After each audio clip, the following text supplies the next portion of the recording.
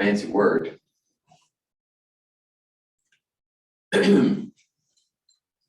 All it means is that the quantity of materials that goes into a reaction comes out. Stoichiometry is the way that we keep track of what those materials are, so that when we know the amount of the reactant that goes in, we can predict the amount of the product that comes out. And there may be more than one product.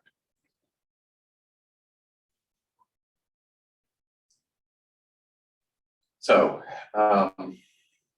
first, we have to have a way of connecting the macroscopic world to the microscopic world.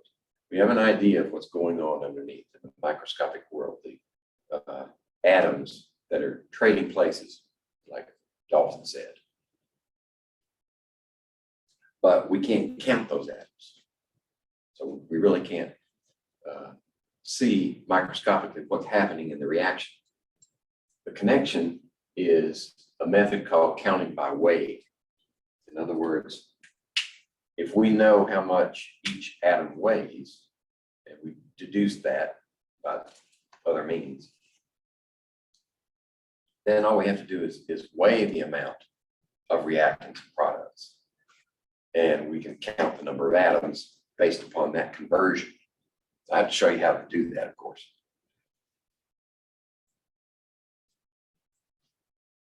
We have to assume that all the objects that we're counting are the same. In other words, every atom that we're weighing, every group of atoms that we're weighing, is composed of atoms that are all the same size.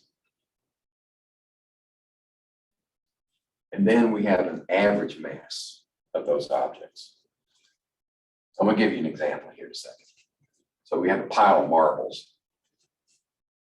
And the total mass of the marbles is 394.8 grams. But we can't count that many. There are too many marbles. So we say, okay, I'm going to take a representative sample of the marbles and find out how much 10 of them weigh. So if we weigh 10 of them and they weigh 37.6 grams, then we can figure out how many marbles are actually in the pile or in the jar, wherever they happen to be. So if we say that 37.6 grams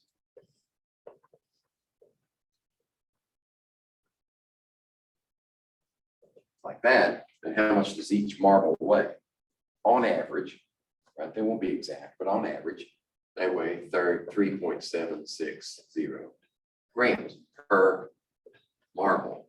Does that look familiar? It's a conversion factor. Remember, anytime you have that, so 3.760 grams equals one marble. There's your conversion factor. So we can use that conversion factor to convert 394.80 grams of marbles into how many marbles? Well, the grams goes on the bottom, right? And marbles goes on the top. If we're going to use it as a conversion factor. So 3.760 grams there. Grams cancel and leaves us with a number of marbles. And it should be 105 marbles. That's what we mean by counting by weighing. We counted the number of marbles in that pile by weighing them. We weighed them first, and the only way that we could make the connection between the two is by this conversion factor. So we could say something like one atom weighs this much. And then if we weigh a collection of atoms of a certain element, and it weighs that much, then we can convert and find out how many atoms there are. Okay, but we need a standard.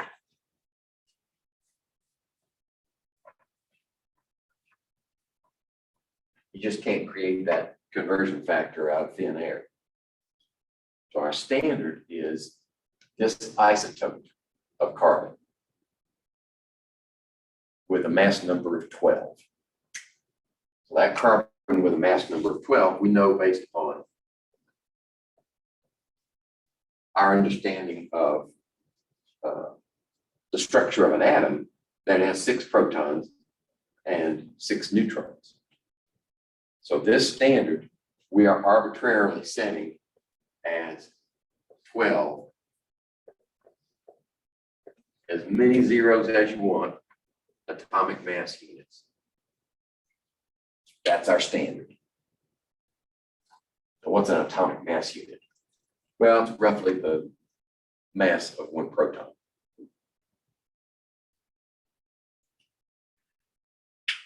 And then we compare all the other atoms to that. Now, if we mix, this is one isotope. Carbon occurs in several different isotopes. So if you just isolate carbon from nature, you're going to get a mix. And this, on Earth, this is the mix. It's almost all carbon-12, 99%. There's some carbon-13.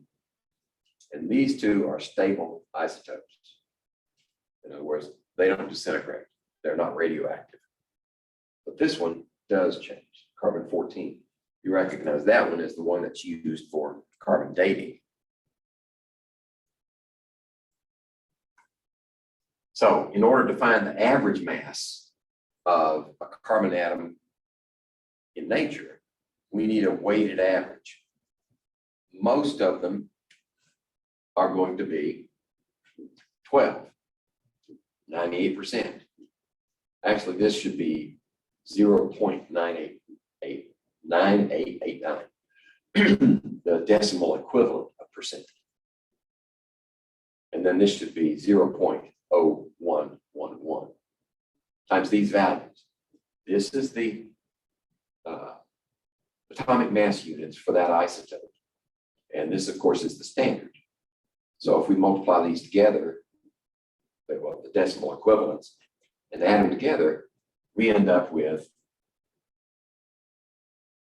this as our naturally occurring atomic mass units for carbon. That's our average. That's not, you're not going to find any one atom with that mass. Right? It's a weighted average. But it's what we need to know. So we can say that in nature, if we collect a certain number of atoms, then we can say that our conversion factor is 12.01 atomic mass units. They just use a U per atom. But that's an average atom. It's not a real atom.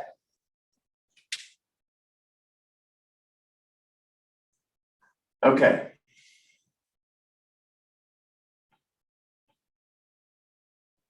I just said that, so we'll move on.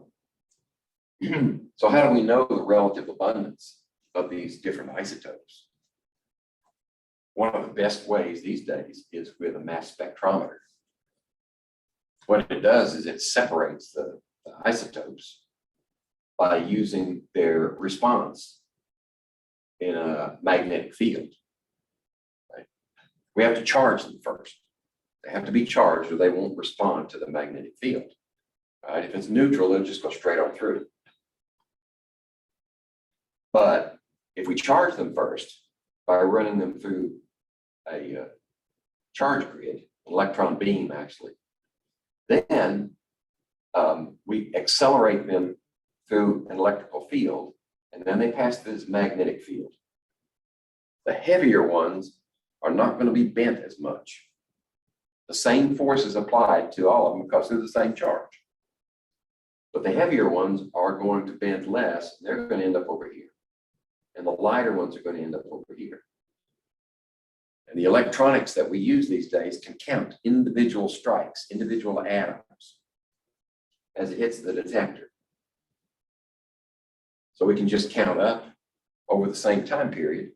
How many counts do you get for this heavy one? How many counts do you get for the lighter one? And that becomes the percent abundance.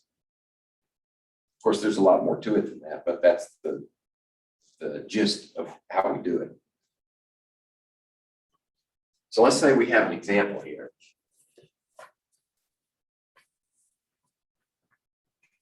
Of an element that is 62.6% of one isotope that weighs this much. And notice that it's a fraction. That's because it's referenced to carbon. The only one that will not be a fractional value, be a whole number value, is carbon-12. That's because it's the standard. So all these others are referenced to that carbon. This is the abundance of that isotope, and this is the abundance of that isotope. So what's the average atomic mass if those are the only two isotopes?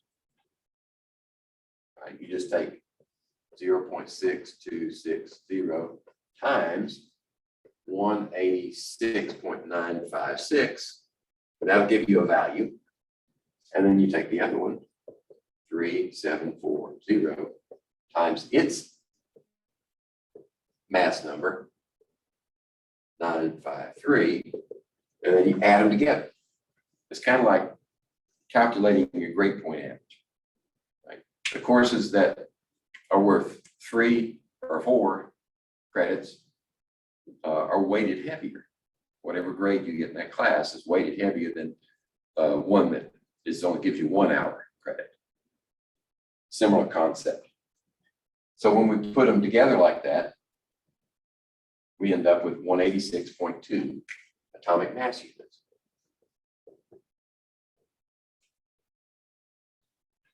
Actually, it probably should be, let's see, 4 significant figures.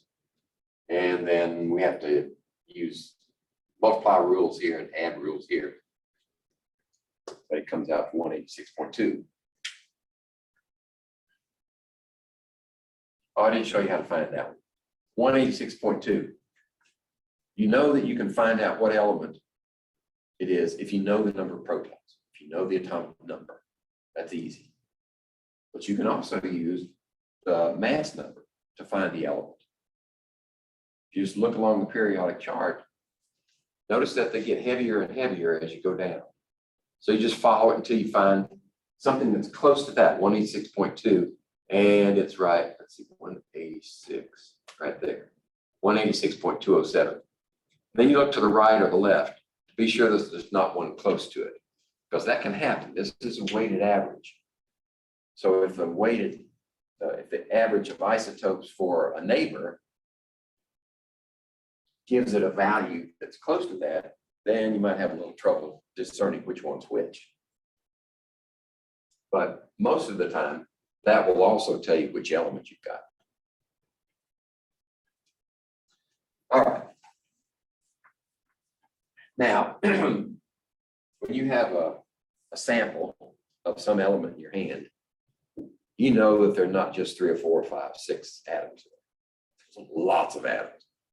A huge amount of atoms, mass quantities. We need a new unit of measure that will allow us to count those atoms with a convenient value. And that unit of measure is the mole. This number, 6.022 times 10 to the 23rd, is simply, well, it's Avogadro's number, but it's simply a number of things. Could be atoms, could be ions, could be molecules. It's just a number of things. So when we say we have a mole of atoms, then we can use that association. Well, as a matter of fact, the periodic table is set up with these atomic masses here, these average atomic weights. If we're talking about one atom, then the average for one atom will be this value, 35.34 for chlorine, I think. No, 35.45, excuse me. So for chlorine, you would expect one atom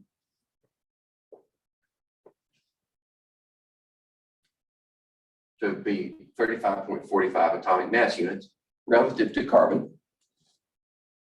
But the way it's set up is, if you have a mole of these atoms together,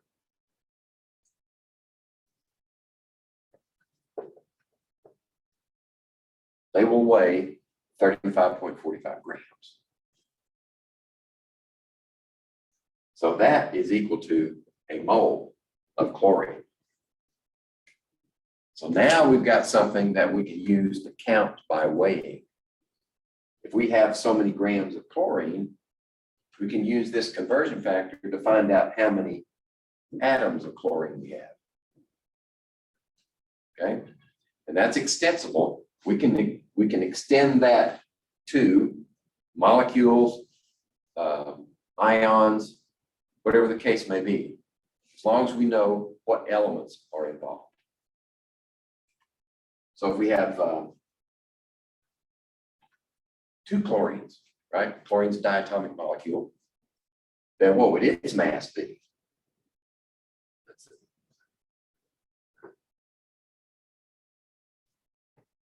70.9 grams per mole. That's because there are 2 atoms in each unit, and that many moles of this unit is actually equal to that weight. It's twice the weight of this one. All right. So calculate the number of atoms of iron in 4.48 moles. Right. I think I've got the animation here. 4.48 moles. If you want to convert moles to the number of atoms, you need that relationship. How many atoms in a mole? 6.02 times 10 to the 23rd. So there's your conversion factor. This is in the denominator, and it cancels this one and leaves you with atoms of iron. Okay? That value, that 3545 for chlorine, is known as molar mass. That is the mass of a mole of something.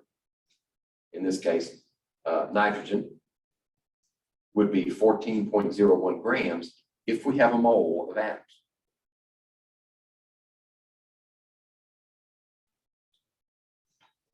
If we have water, you just add up the molar mass for all of the atoms in that molecule.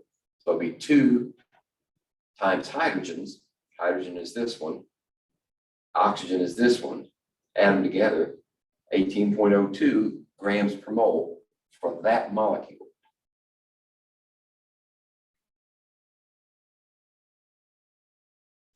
For something that's like this, barium is a really heavy atom, 137.33 grams per mole. And you got 2 nitrogens and 6 oxygens. So there's 2 nitrogens, 6 oxygens. You multiply it times their molar mass for each of these elements and add them together. And this is the molar mass for that formula unit right there. We're going to need to know that when we start writing chemical equations and using them to determine products. This is the stoichiometry we're getting into now. Well, we're getting close. Which is closest to the average mass of 1 atom of copper? All right, this was a bad slide. Everybody knows that 1 copper atom is not going to weigh that much, or that much, or that much. Never. This is the only one that comes even close to 1 atom. But you can calculate it. You just need to know what's the molar mass of copper, which is 63.55, I believe. 63.55 grams per mole. Okay. And we know, what do we want? We want grams per atom. So we need to keep the grams, but we need to get rid of the moles and convert it to atoms.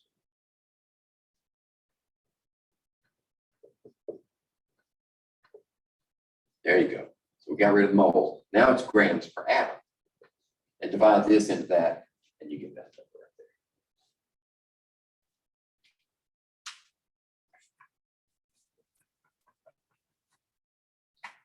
All right.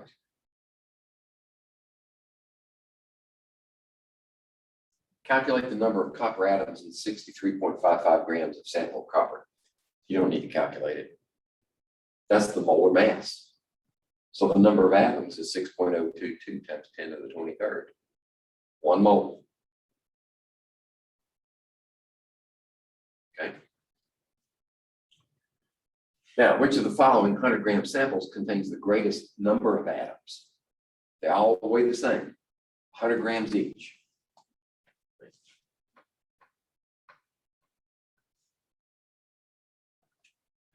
They all weigh the same amount, then which is going to have the greatest number of atoms? Right? The one with the lightest atom. Because if the atom is lighter, it takes more of them to make 100 grams.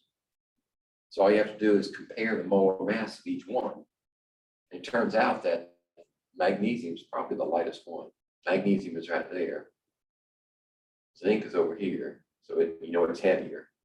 And silver is right here, it's even heavier. So magnesium is the lightest atom in there. And it will have the greatest number of atoms required to make 100 grams.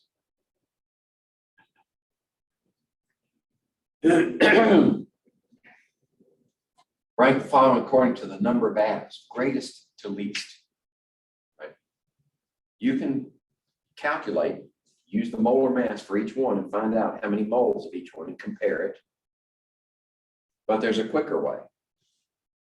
What's the molar mass of each one? Well, let's see. Silver is 107.87, 107.9. So what is that? That's 1 mole, isn't it? Okay. How about zinc? Zinc molar mass is 65, but you got 70 grams. So is that greater than a mole? Yeah. It's greater than 1 mole. How about magnesium? 21. I think its molar mass is 24 or something. So this is less than a mole. Now you can rank them, greatest to least. Greatest, next, least.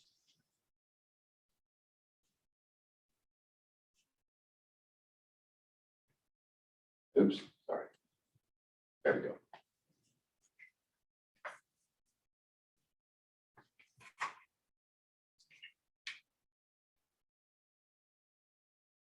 Okay, let's see, we have 100-gram samples of each of the following. Water, what's that called?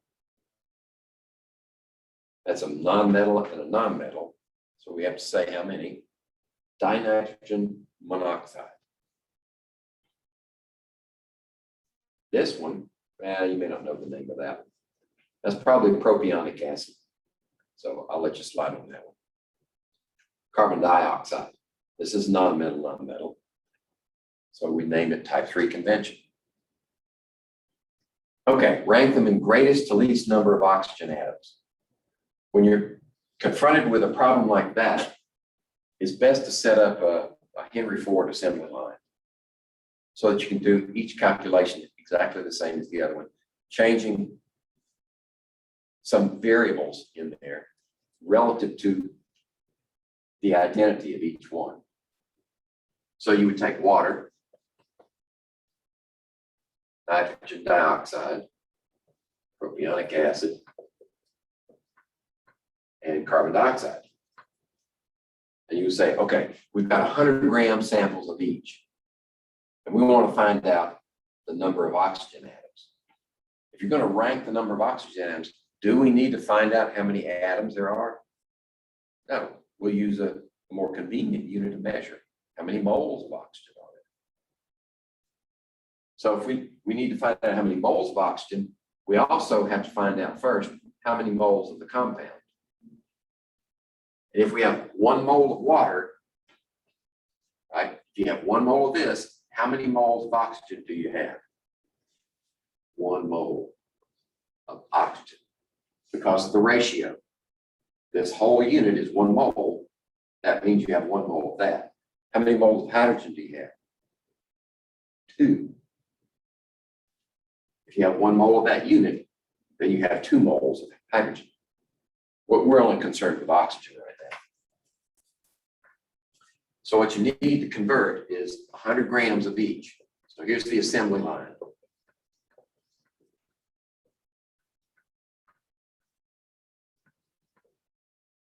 You're going to convert each one of these to what? Moles. We're going to do moles of compound first. So that means grams have to be canceled and leave you with moles. This is moles of the compound. This part of it. So for each mole of these compounds, they have a different molar mass. H2O, we found that one earlier, is 18.02. Nitrogen dioxide. Well, let's see, nitrogen is 14.01 for one of them, so that's 28.02 plus 16, which is what? 44? 44.02. How about this one? Let's see, carbon is 12.01, so that's 36.03, 3 times it, right? And then hydrogen is 1.01 times 6 is 6.06, and 2 oxygens is 32. Oops, 32. Because each oxygen is 16. You just look right at that. 16. Rounded off to 2 places. So now we have 9 here, 0, 8, 14, and 74.09. Okay. Carbon dioxide, 12.01, and 2 oxygens is 32 again. So that's 10 decimal point 44.01. There we go. That's the moles of compound. Okay. Now, if you have a mole of compound, then how many moles of oxygen do you have? We've already canceled the grams. So it's moles of compound. So you need a relationship here to convert moles of compound to moles of oxygen. So you need moles of oxygen. Moles of oxygen.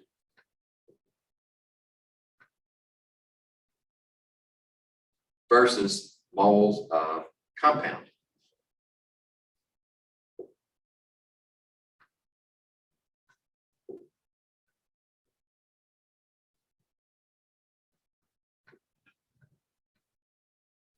I'm taking the time to do this at least once.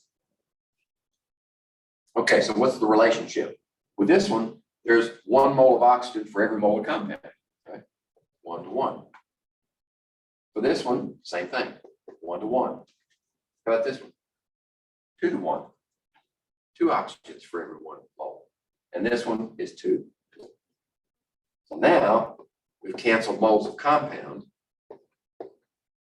And our answer, that's the hard thinking part. Getting those all right. Now all you have to do is run the numbers. Right? 100 times 1 divided by 18 divided by 1. 100 times 1 divided by 4402 divided by 1. 100 times 1 times 2 divided by 7409 divided by 1. And 100 times 1 times 2 divided by 4401 divided by 1. That's how it goes into your calculator. So what do we get? Well, it turns out if you do all these numbers, that water has the greatest number of oxygen atoms. It's number 1. The second one is carbon dioxide. The third one is propionic acid. And the least number of oxygen atoms is nitrogen dioxide, dinitrogen monoxide. Okay? That's Henry Ford in action. We did an assembly line.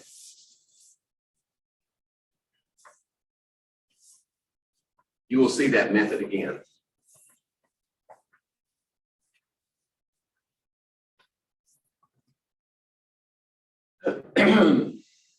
Okay, that's just a word on problem solving. And I've mentioned something like this before. You got to know what the question is. That's where you go. What's the question? Then you got to figure out a strategy to get there. And on top of that is, do you have the information you need to get there? If you don't have the information, all the information you need in the problem, then it's probably either in the periodic table or in useful information that I give you at the back of each test. And then you ask yourself, does the answer make sense? It's like that problem we had before with all the one atom weighs so many grams. None of those made sense. Only the last one made sense. Okay. When a chemist goes into the lab to determine the element composition of a compound, they go through an elaborate procedure, and it depends on the compound, the nature of the compound as to what procedures there are. But they usually end up with a composition by mass, a percent by mass. And all you have to do to determine that percent is, what is the mass of the element that you determined from your sample? And then what's the mass of the sample? In this case, we're saying the sample is the compound. So you're saying that I've purified the compound first. It's a pure compound. Nothing else in there but the compound. So now you can say your sample of compound is in the denominator, and the mass of the element that you determined in that compound is in the numerator, times 100 is the mass percent. And very often, when you start working a problem, if you want to know the composition, if you want to know the formula of that compound, you start with this information, mass percent.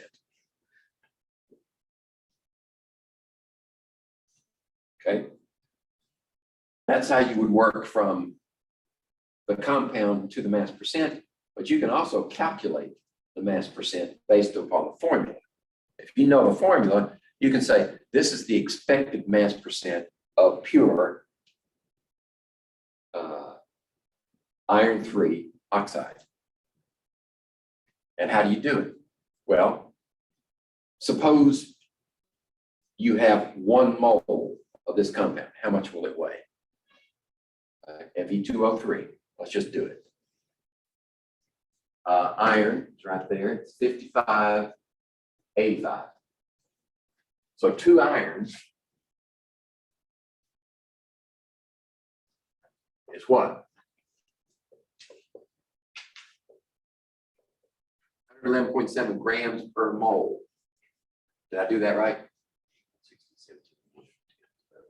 Yeah. Okay. So that's a mole of compound. So what if you have a mole of compound? How much iron do you have? Oh, wait a minute. That's a mole of iron. Excuse me. You also need 3 oxygens. So 3 times 16 is 48. 48. There you go. So that's grams per mole of compound. And this is grams per mole of iron.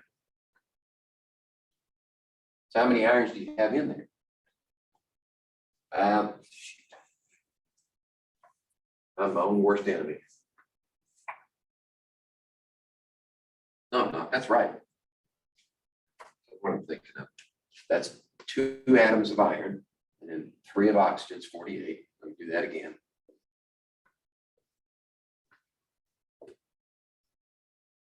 So this is grams per mole of Fe2O3. So if this is iron and this is the total, this one goes right there. This one goes right there. If you have a mole of the compound, you also have this much iron, which means that if you ratio the two like this times 100, you get percent iron. Okay. Now you can go to all the trouble of calculating the percent oxygen, but if we did it right, then what's the percent oxygen? It's the percent iron subtracted from 100%, because there are only two elements in there. So that should be oxygen.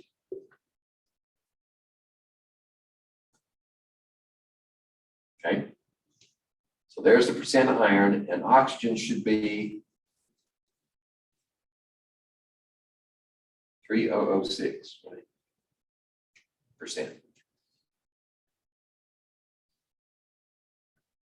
69.94 from 100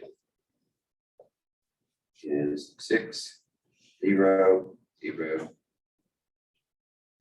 and 4. Right? Now 3. There we go. 30.06% for oxygen.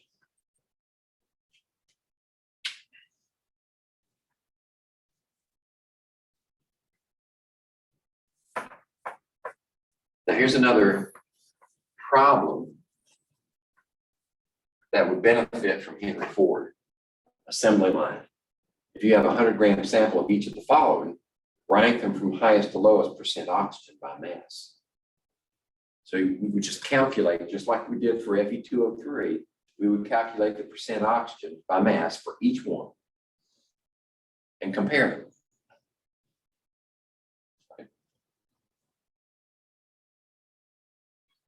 It really doesn't matter whether you use 100 grams or the molar mass, because the percent of oxygen is an intensity factor. In other words, it doesn't matter how much you have. If you consider these samples, then rank them from highest to lowest percent oxygen by mass. If you were ranking how many grams of oxygen does this represent, yeah, that might be different. Actually, it wouldn't, because that's a 100-gram sample. I take that back. Whether you do it this way or calculate the percent, it's parts per 100. So parts per 100, there's a 100-gram sample. So they're both the same. Intensity factors don't matter how much you have. We can compare the percent oxygen regardless of the size of the sample. Doesn't matter. So if you do the calculations, then you find out that the percent oxygen is highest in water. Does that make sense? Well, yeah. Hydrogen weighs almost nothing. Right? Like 2 grams out of 18. So that makes a lot of sense. Oxygen percent would be the greatest for water and the least for nitrogen, dinitrogen monoxide. Okay. So what can we do with this percent by mass? We can actually calculate and determine the empirical formula for a compound. What does the empirical formula mean? The empirical formula is the smallest whole number ratio of numbers of atoms in a compound. Example. Suppose we have benzene. Benzene formula is this: 6 carbons, 6 hydrogens. Right? It forms a ring structure like that. And you have 1 hydrogen here at each point. Okay, so you have 6 hydrogens, 6 carbon. This is a carbon. This is organic chemistry. Everywhere these lines meet is a carbon, if you don't write it in. Okay, so that is the actual formula of this molecule. That would be the molecular formula. But the empirical formula is the simplest whole number ratio. which would be what? Well, we can divide this through by 6. And the ratio is still the same. 6 to 6 is the same as 1 to 1. That's the empirical formula for this one. Well, turns out it's also the empirical formula for this one.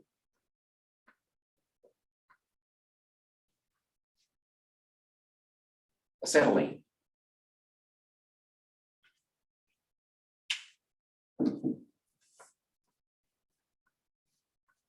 Okay, but it's not wasted effort, because in order to find out what that molecular formula is, we need to go through this step first, find out what the empirical formula is.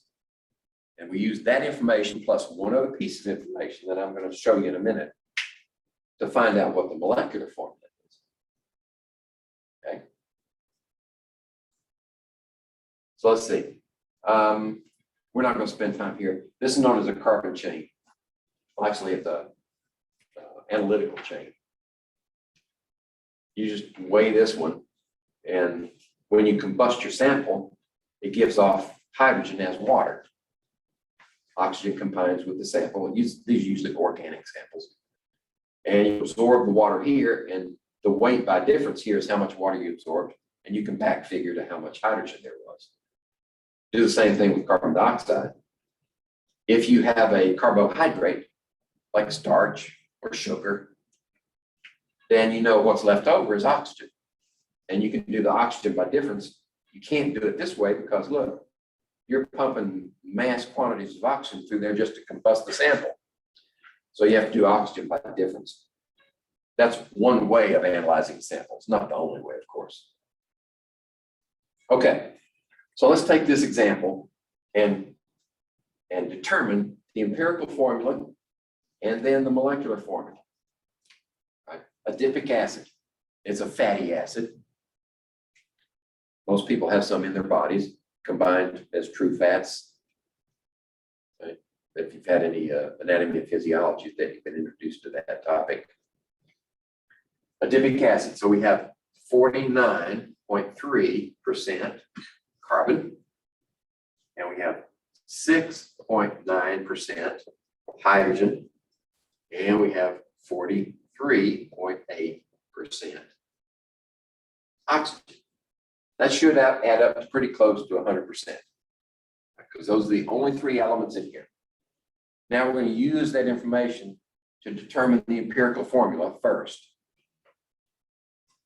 So what's the problem? Percent is a dimensionless number. It just says parts per 100. It doesn't say what the dimensions are. It doesn't say whether it's grams. It doesn't say whether it's pounds. It just says percent. So what we have to do is transform it so that we can use conversion factors. So let's say it's an intensity factor in itself.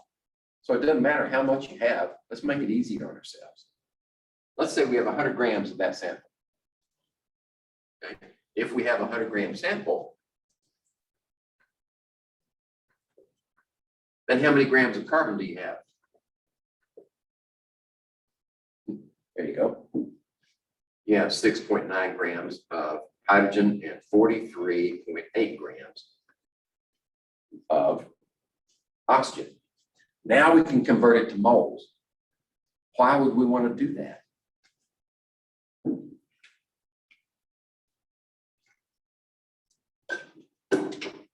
We want to convert to moles because that's the formula.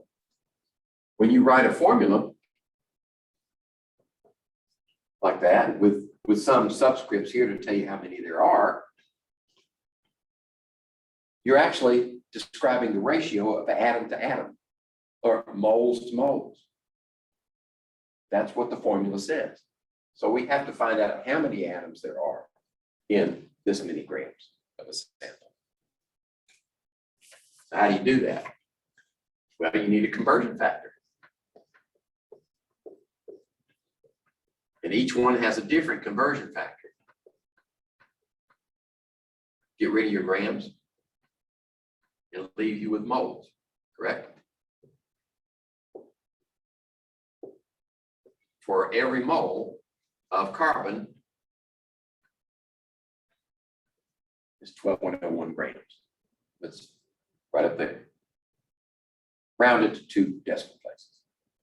How about hydrogen? Look it up, 1.01 grams per mole. And oxygen is rounded off 16.00 grams per mole. That will give you the number of moles of each element in that much sample. Okay, so let's do that.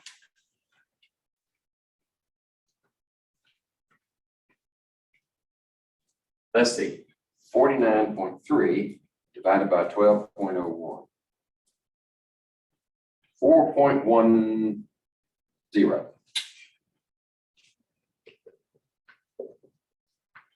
moles of carbon. 6.9 divided by 1.01. 6.9 divided by 1.01. 6.83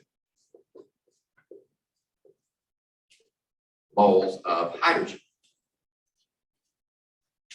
And lastly, oxygen, 43.8 divided by 16. 2.74 moles of oxygen. Okay, is that the final answer? Because you don't have fractional amounts of each one of these. You got whole atoms or nothing. So we need a whole number ratio. So what's the easiest way to do that? Well, first step is you take the smallest one and divide all of them through by that same number. Right? It's like math. If you divide everything on one side with the same as everything on the other side, you haven't changed the equation. Right? So if we divide all of them through by 2.74, that's equal to, let's do like this. Yeah, that's equal to 1. What is it divided into 6.83? It's about 2.5. How about this one into 4.10?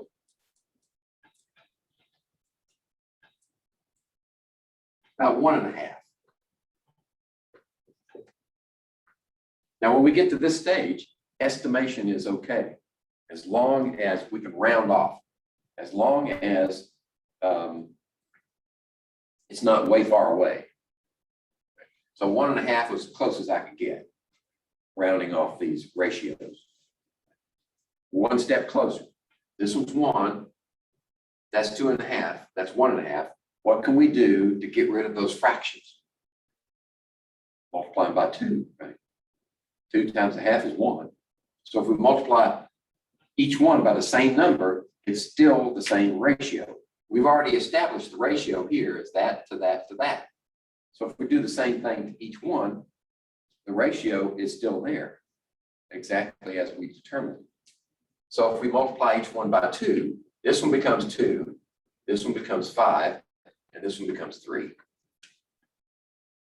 So now our ratio is carbon 3, hydrogen 5, and oxygen 2. That's our empirical formula. It's the simplest whole number ratio of elements in the compound. Now, can we reduce it any further? No, we can't divide that by any number, any whole number. That will make it smaller. That's the simplest whole number ratio. Now, we need to make the jump to the molecular formula. This is the simplest whole number ratio. We want to know the actual ratio of these. Now, it's going to be the same 3, 5, 2, only it might be multiples of that. Okay. We know the ratio is this, but it might be 6, 10, 4, or it might be 9, 15, 6. See what I mean?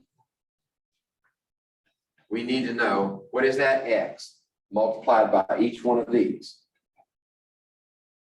Okay, So what we need is the actual molar mass of the compound.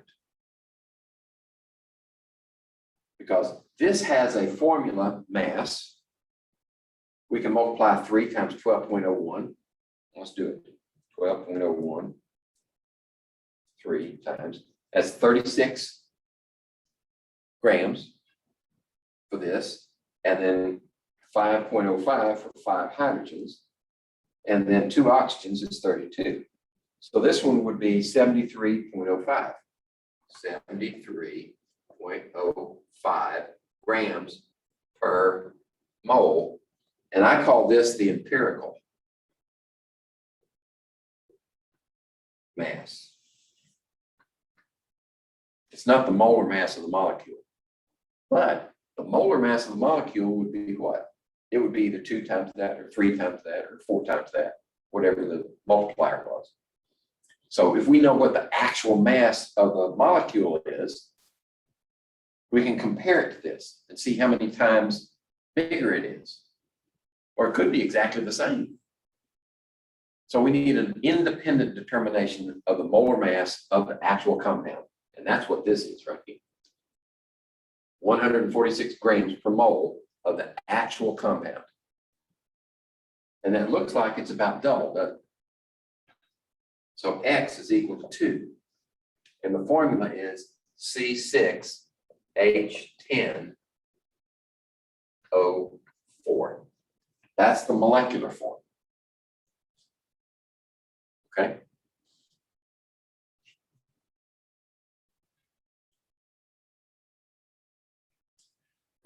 There are various ways to determine this. Most of them revolve around what we call collinated properties. That is, they're properties of elements, compounds that do not depend upon the nature of the compound. Example, freezing point depression, or boiling point elevation, or osmotic pressure, or you can actually use migration velocity of a gas, Graham's law. Various ways to do this, and it depends on the compound as to which one you want to use, which one is applicable. But once you find out what that value is, plus the percent by mass of each element, you can determine the actual formula of the compound.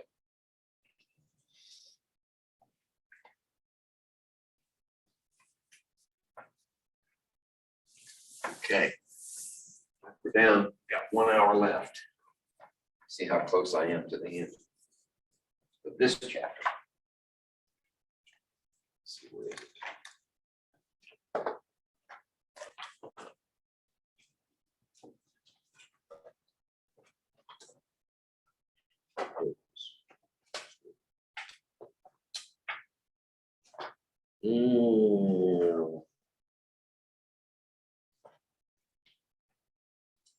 We got to balance equations. Anybody ever balanced equations in here? High school, been a while. Okay, so you got to start. So here's how we represent a chemical reaction. Reactants on the left, products on the right, arrow in between. That's the simplest form. Now, you're going to find out later, maybe in this semester, maybe in the second semester, that arrow can go both ways. But for now, we'll just say reactants make products. So this is ethanol, the drinking kind, and we're going to burn it. And we end up with carbon dioxide and water as products.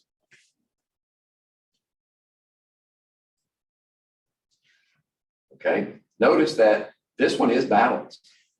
What do we mean by balanced? We mean that, right, we have to obey conservation of mass.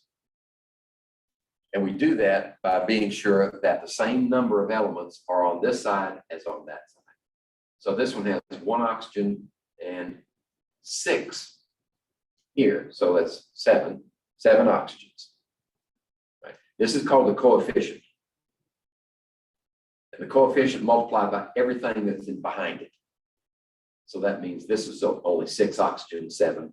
This one has 2 times 2 is 4, and 3 is 7. So we have the same number of oxygens. 5 hydrogens. Wait a minute. No, 6. 5 there and 1 there, 6. 6 here. And carbons, we have 2 carbons here. We have 2 carbons there. So it's balanced, and we've accounted for all. Now, with a really complicated reaction, that method of checking for balance will twist your head around. We need a more methodical way of accounting for all of our atoms. So I'm going to show you how that's done.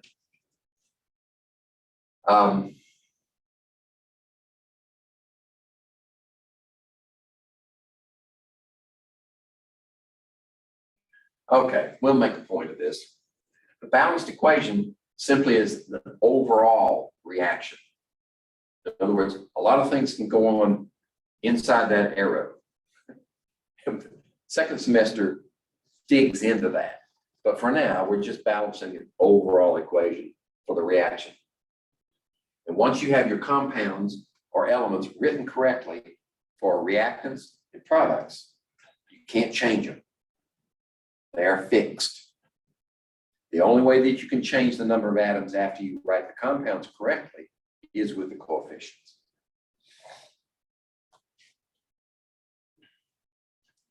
So this is step by step. I'm just going to show you one. Oh, I want to make this point. Most chemistry books say you write the reactants on one side, compounds on the other, and you balance by inspection. And I ask myself, what the hell does that mean? It means that they don't want to take the time to show you how to do it. So I'm going to show you how to do it. These are helpful hints. Let's take an example. How about this one? Right, that's glucose burned with oxygen, makes carbon dioxide and water. So let's write it unbalanced first. Set up a budget. Let's see, glucose, C6H12O6 plus, I'm going to leave out the phases here because they take up too much room, plus oxygen, yield, carbon dioxide, plus water. Okay. First thing you do is you set up down this side each of the elements. We've got carbon, we've got hydrogen, we've got oxygen. That accounts for every element in this reaction. On this side, you write how many carbons do you start with? Well, there's 6. How many hydrogens? 12. How many oxygens? 6 plus 2 is 8, correct? That's starting position. This side has 1 carbon, 2 hydrogens, and 3 oxygens. So this way, and as we balance, you keep track of how many you got of each one, and you instantly see when it's balanced. So where do we start? That's a good question. Sometimes it takes experience to know where to start. Sometimes you want to look at, well, okay. Hold this one till later. Where is it?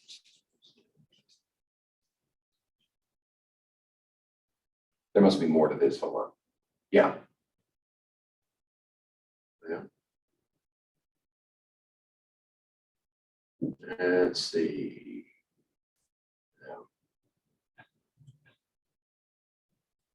I'm looking past. Slow down.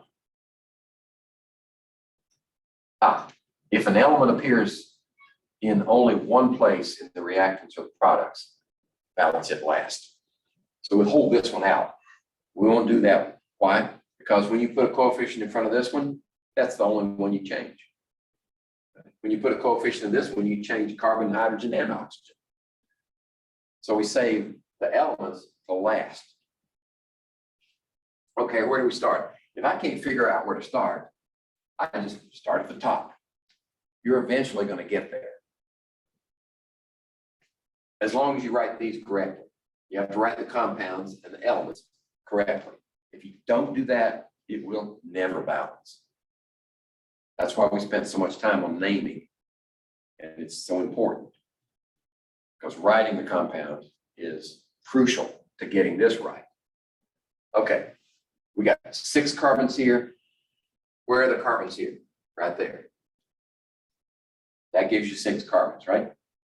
6 carbons. But it also changes the number of oxygens, right? You got 1 here and 12 there, so that's 13 oxygens. Okay, what's next? Hydrogens. We got 12 over here. We need 12 on this side. What if we put a 6 here? That makes 12 hydrogens, right? It also gives me 6 plus 12 is 18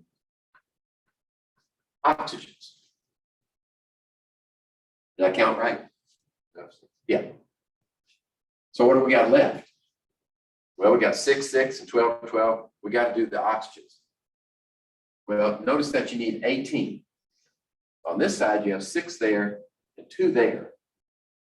Well, what if we just make 12 of those oxygens and add them to those 6? That'll give us 18, right? So if we put a 6 here, that's 12 plus 6 is 18. That's why I left the oxygen till last. Now that equation is balanced. And you can see it's balanced instantly. 6, 6, 12, 12, 8, 18, 18. Let's see, some of these other helpful hints. Actually, I had a handout. I didn't make a copy of it. It's in Blackboard. And oh, it's also in the slides. We'll see it in just a second. No, this is the handout. I split it up into several slides. Sometimes it pays to hold hot water to last also. Not always, but sometimes it does. And that just comes with experience. If you balance a lot of these, then you'll get a feel for it. There's another trick. Suppose we have an equation where we're stuck, and the only way to get the number of, in this case, oxygens to balance from one side to the other is to use a fraction. Our goal is to have whole number coefficients all the way across. But you can use fractions as an intermediate step. If we use 25 halves of oxygen, how many oxygens is that? 25. Right? Because a half of an O2 is 1 oxygen. Times 25 is 25 oxygens. So if this is what it takes to balance the equation, then how do you get rid of that fraction? You multiply the entire thing through by the denominator. 2 times that, well, here it is. 2 times that, and then 2 times this will get rid of the fraction. And then 2 times that, and 2 times that gives you 2, 25, 16, and 18. Sometimes that's what's needed.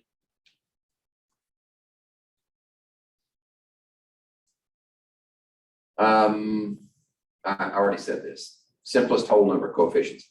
And that's the rule until we get to a place where we have to use fractions. But I'm not going to talk about that right now. Let's focus on whole numbers. There's another trick, polyatomic ions. Polyatomic ions can behave in a reaction as a single unit. And here's a case. Notice that we've got ammonium here. No other place here, ammonium. Over here, we've only got ammonium here, and it wasn't broken up. That's important. If this ammonium reacts on one side and it breaks up into nitrogen and hydrogen on the other side, then you can't use this trick. But if it stays ammonium on both sides, you can use it as a balancing group. And that really simplifies things. rather than trying to balance the nitrogens from here and the hydrogens from here over to that side, this shortens the path. So for this one, we've got ammonium phosphate, calcium chloride yields calcium phosphate and ammonium chloride. This is a typical double replacement reaction. Notice that the phosphorus trades place with the chlorine. So the phosphorus comes over here to calcium phosphate, and chlorine goes over here to ammonium chloride. But if we count them up, we have 3 ammoniums, we have 1 phosphate, 1 calcium, and 2 chlorines. And then we count on the other side, we have 1 ammonium, 2 phosphates, 3 calciums, and 1 chlorine. So then we go in and start, where do we start? Well, in this case, I'm going to start with balancing calciums. 3 calciums here makes that one. Balance the calciums. Okay. It also changes the chlorines on that side. So now we have 3 and 6 instead of 1 and 2. Second step, since I changed the chlorines, I'm going to make the chlorines right on this side. So 6 here will give you 6 chlorines. Okay. It'll also change the number of ammonia.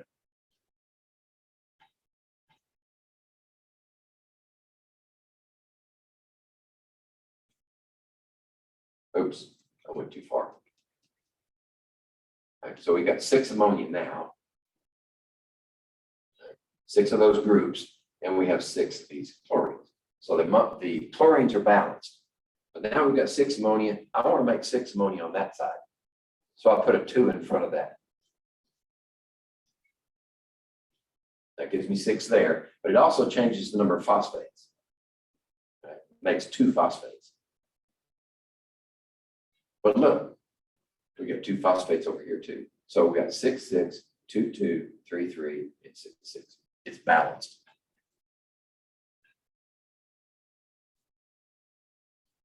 All right. So which ones of these are correctly balanced? Well,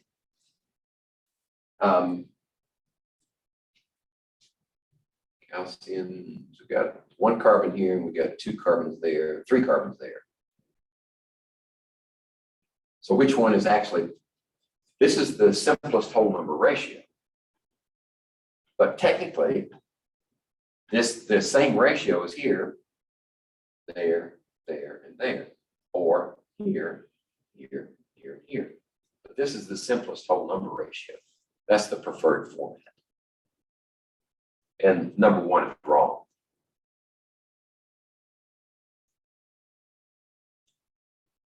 All right.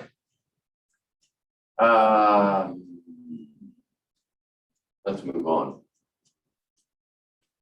This just emphasizes the point that, in particular, you can't change the subscripts when you balance equations.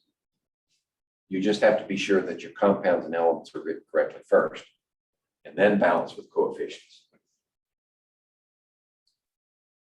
Now, here comes the stoichiometry. A balanced equation balances the number of atoms. It doesn't say anything directly about masses.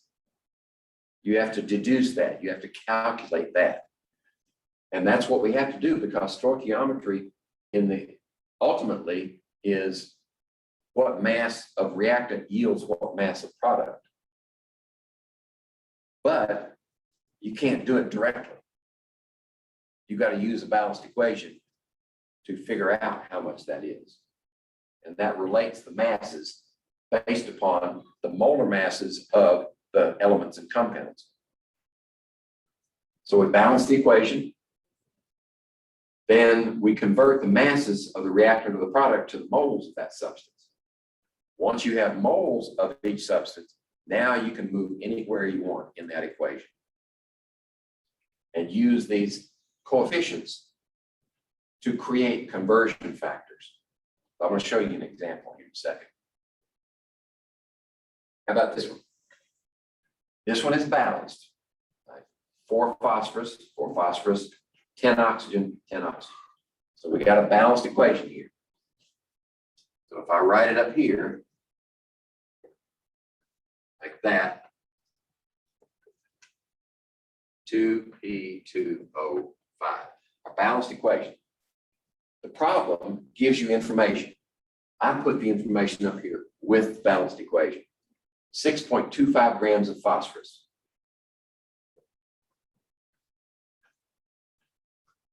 Is burned. What mass of oxygen does it combine with? How much oxygen is required to make that conversion? If all of this is used up, then how much of this is required? Well, think of a balanced equation as it's got a great wall built here. The only way you can get over that wall is moles.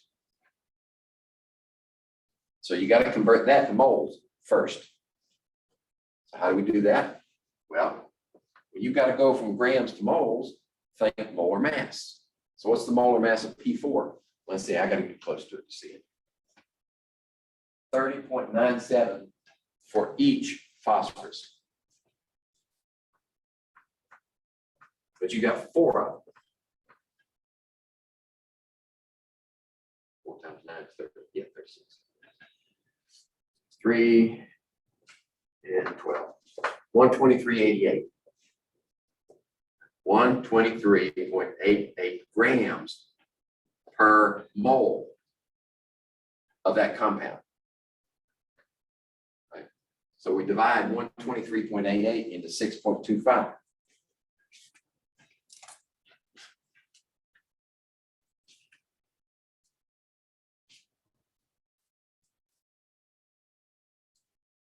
And that's 5.045 times 10 to the minus 2.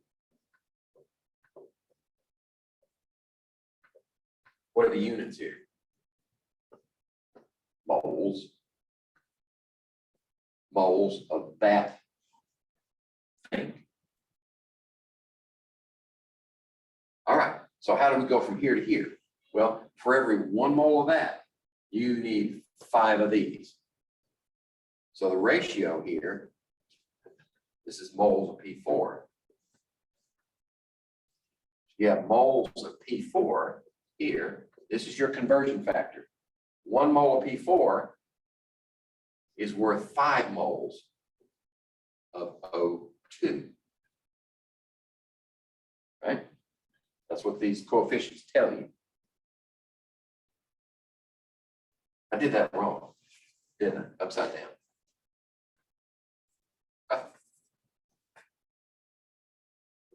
5O2 1 P4. Because I wrote this down here and thought it was the denominator. Okay, now denominator cancels numerator. Now we have moles of oxygen.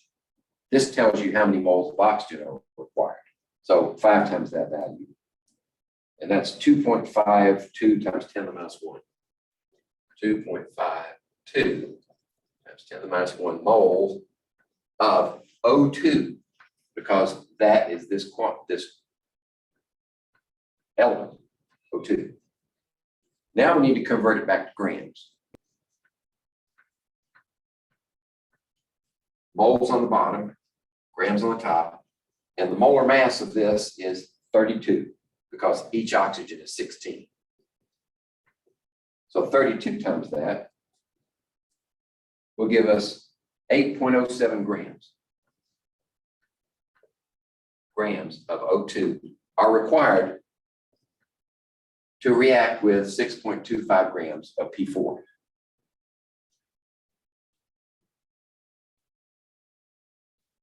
Okay, that's stoichiometry. And this is stoichiometry where you're going from mass to mass. There are other types of stoichiometry. Solution stoichiometry, where you have concentrations of things in solution. Anytime you're trying to go from one place to another, you always have to go through moles. Somehow or other, get to moles before you can go anywhere in your balanced equation. If you can do that, then you can solve a stoichiometry problem.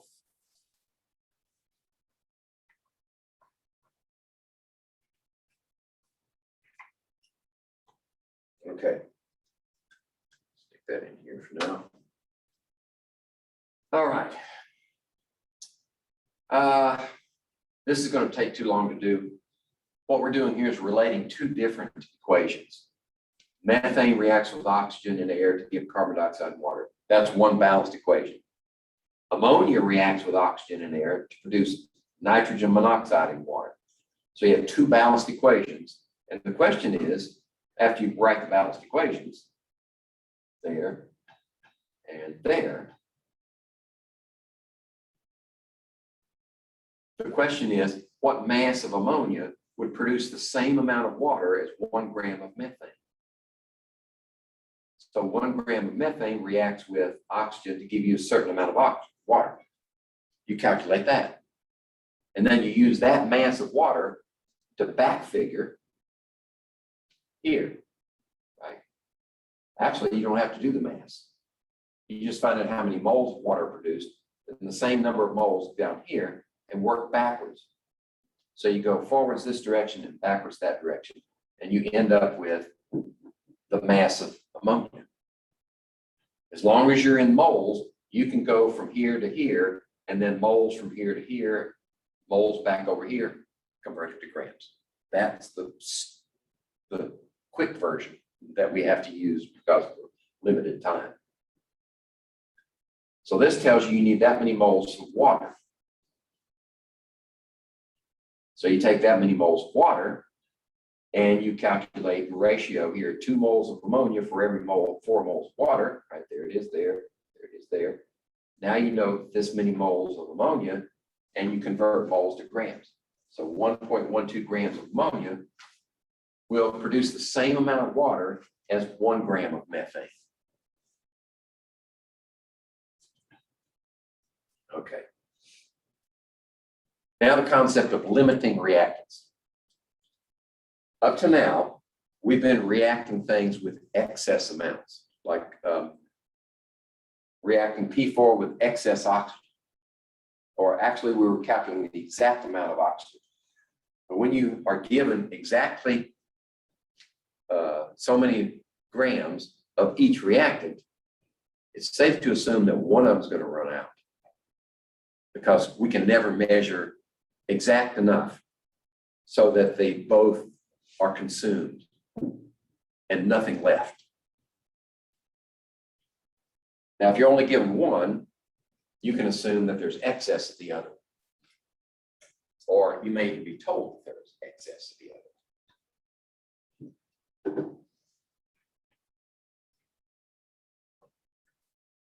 So, for all practical purposes, chemical reactions are limited by one of the reactants. You could have 2, 3, 4, 5, 6 reactants. One of them is going to run out first, and then the reaction stops. So finding out which one is the limiting reactant determines the maximum amount of product that you can make. All right, well, this shows you in molecular form. This is what's called a stoichiometric mixture.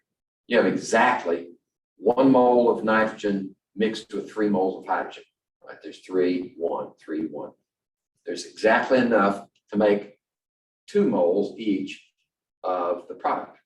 That's a stoichiometric mixture. In real life, it never happens. In this one, the limiting reactant is hydrogen.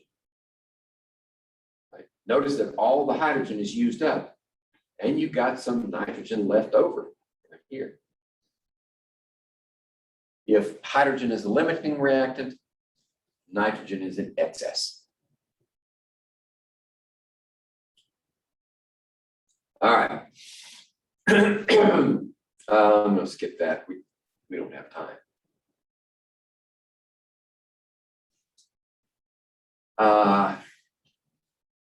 Percent yield. So if you got a limiting reactant, and if you got the real world, there are other factors that can reduce the amount of product that is produced. For instance, you might spill. or the reaction may not go to completion. Any number of things can reduce the amount of actual yield of a product.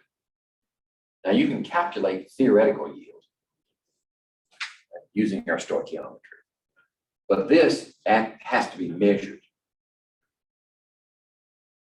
And then you calculate the percent yield simply by ratioing the actual to the theoretical times 100. That's your percent yield.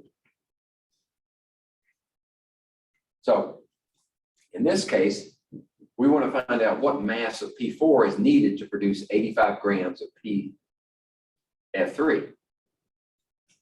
If you know that the efficiency or the yield of the reaction is 64.9%, right? So you have to work backwards. We want to guarantee that we've got 85 grams of product, but we know that it's only going to produce 65%. So that is 65% of the theoretical. So you need to find out what's the theoretical. Well, the simplest way is to take 0.649 and divide it into that, right? Mathematical speaking.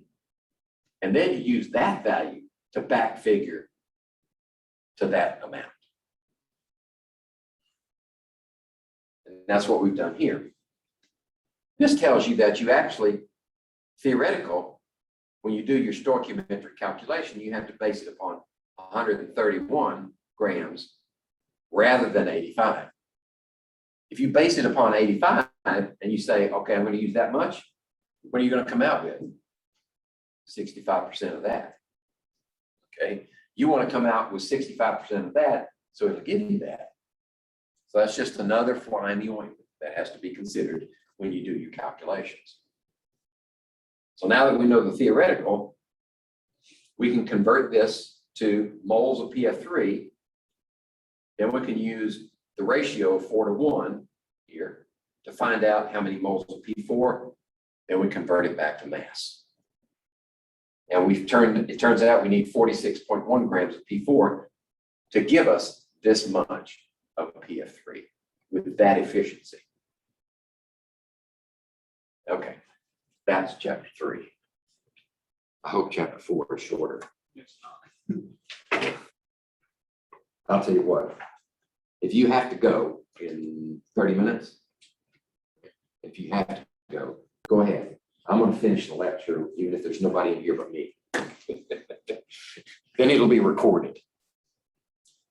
Yeah, I'm just checking. I've been known to run through an entire lecture and the thing's not recording. So I just have to go back and do the whole thing over again. Okay, so that was 3. Now we're going to do 4. Let me get it up here. If you need to take a break, just do so, and I'm going to just keep going. I'm going to roll.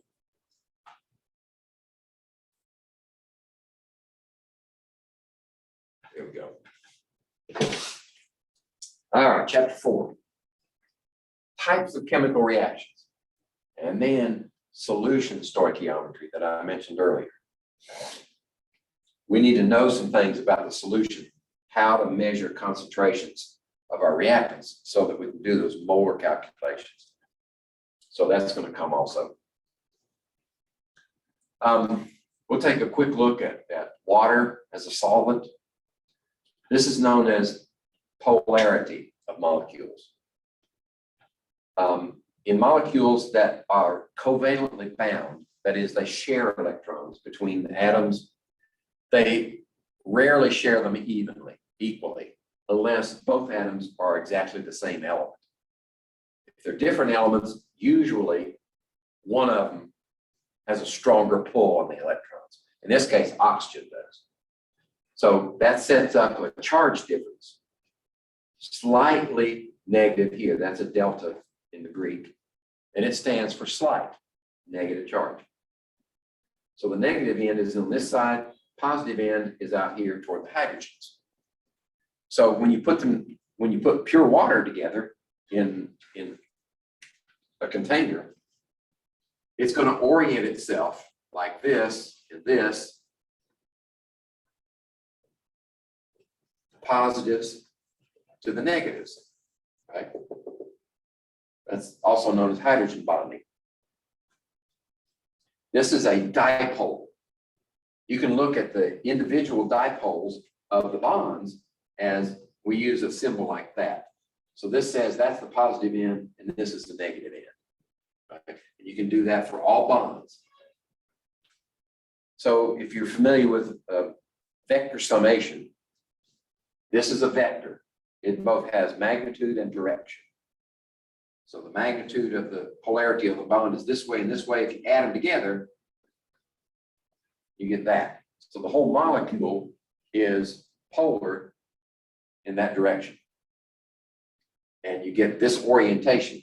Well, that's pure water. If you put something in there that has a slight charge on it of any kind, it will orient itself in this way, negatives to positive and positives to negatives. And it aids in the solution. That's why they say like dissolves like. You heard that before? Polar solvents dissolve polar solutes. So sodium chloride goes into water like nobody's business. Table sugar goes into because it's got polar hydroxyls all over the place. So polar molecules will dissolve pretty well in oxygen. And that's why we're going to focus on primarily aqueous solutions. Oh, this slide, I'm sorry. The flash is no longer supported, right? So it's not going to run. All right. So I just used two terms that I didn't define yet. Solvent and solute. The solvent is the major component. And in aqueous solutions, it's usually water. And then the solute is the minor component, whatever you put in solution. So if you throw some salt in water, you're making salt water solution, and the salt is the solute and the water is the solvent. I had to learn that 2 weeks ago. Okay. Electrolytes are any substance that you put in aqueous solution that dissociates into individual ions. Right? So electrolyte could be positive. It could be sodium chloride, for example. The electrolyte would be sodium and chloride ions. And an operational definition of that is that when they dissolve in water, the solution will now conduct electricity. Pure water is an insulator. It will not conduct electricity unless you get the voltage high enough to ionize the water. So that's conditional. I knew this, I went to school with this girl in high school. Most of the kids around me were rich. I went to a private school and I was only there because my father was a teacher. So I and the rest of the teachers' kids were the poor kids around. And all the rich kids, they had like cabins in the woods. They go on the weekends and vacations and all that. Well, this girl was in this cabin alone in a thunderstorm, taking a bath, and on the telephone. And lightning struck the telephone line, went right down the wire, through her body into the ground, and she was dead. So water will conduct if the voltage is high enough. But generally speaking, water is an insulator.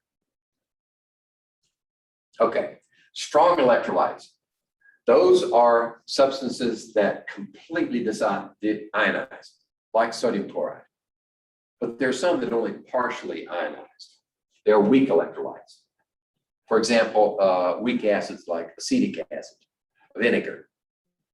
It only partially dissociates.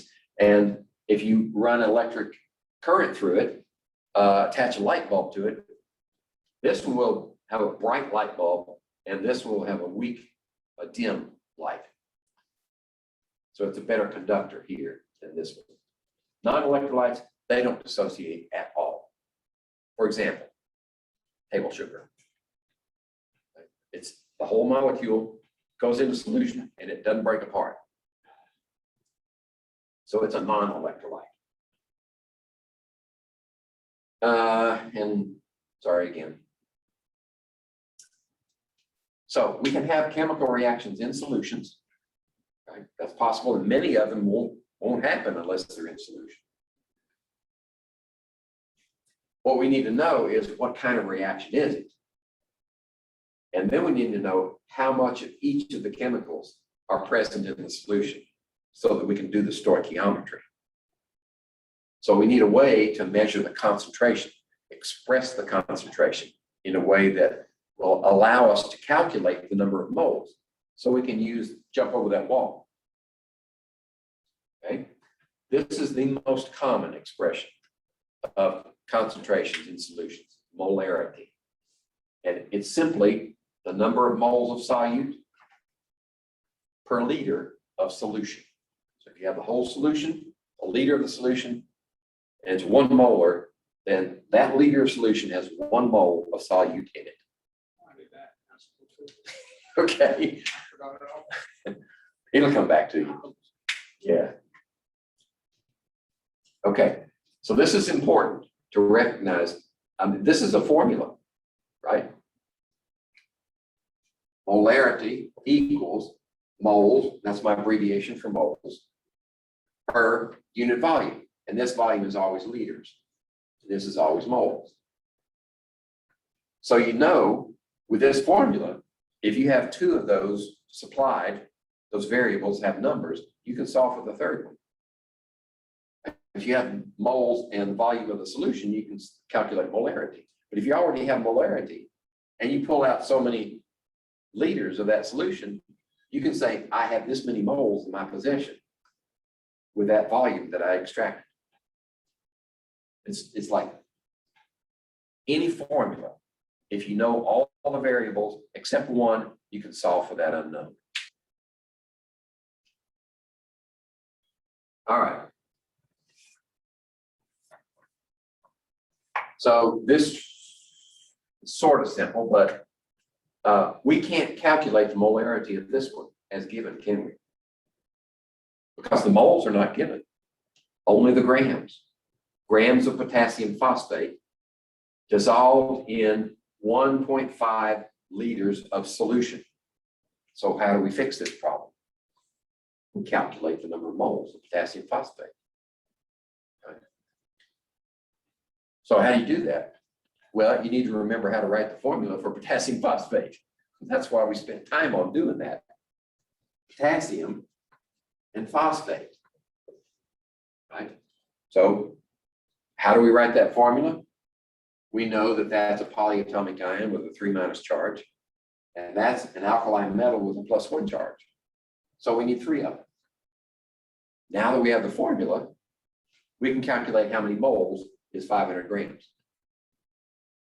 Right. So did I do it here? Yeah. 500 grams using a conversion factor, molar mass. Right. Grams cancels grams and leaves us with moles. That's how many moles of potassium phosphate you have. Now, final volume, you can plug it in the formula. Just like that. So now we can calculate 1.57 molar potassium phosphate, aqueous, is our concentration of the solution.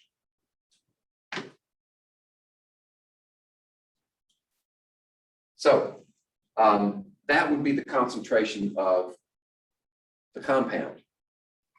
But this compound, when it goes into solution, and most ionic compounds do that, breaks up into individual ions. It's an electrolyte. So how many ions does this produce? 1 + 3 is 4. So what's the concentration of ions? If it's 1.57 molar compound, it's 4 times that. Or let's see, 2 and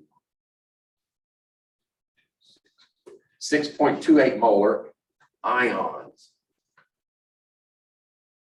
Okay.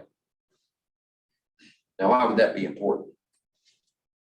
Well, there are a number of reasons, of course, chemical reasons, but I like to use the medical profession as an example. If you're mixing up a solution that's going to be injected in, going IV, you want that solution to be isotonic with the person's tissues. generally speaking, isotonic is 0.9% sodium chloride or equivalent. Well, you know what the concentration needs to be, but if you make up the concentration based on this molarity, then you're going to kill the patient because it's going to break up into this molarity of ions and be hypertonic to the patient. And just the blood cells are just going to go like that. So this example says with calcium chloride, it breaks up into 1 calcium and 2 chlorines. That means for every one of these, you have 3 times that, or 0.25 calcium and 0.5 chlorine, which is 0.75 ions. Okay, here's another Henry Ford example. Which of the following solutions contains the greatest number of ions? Well, let's see. If you have 400 milliliters of this, you need to know how many moles of that, and then times the number of ions. So we could say, oh, here's another thing. If you have molarity and you multiply it, first of all, hold on a second. Let me back up.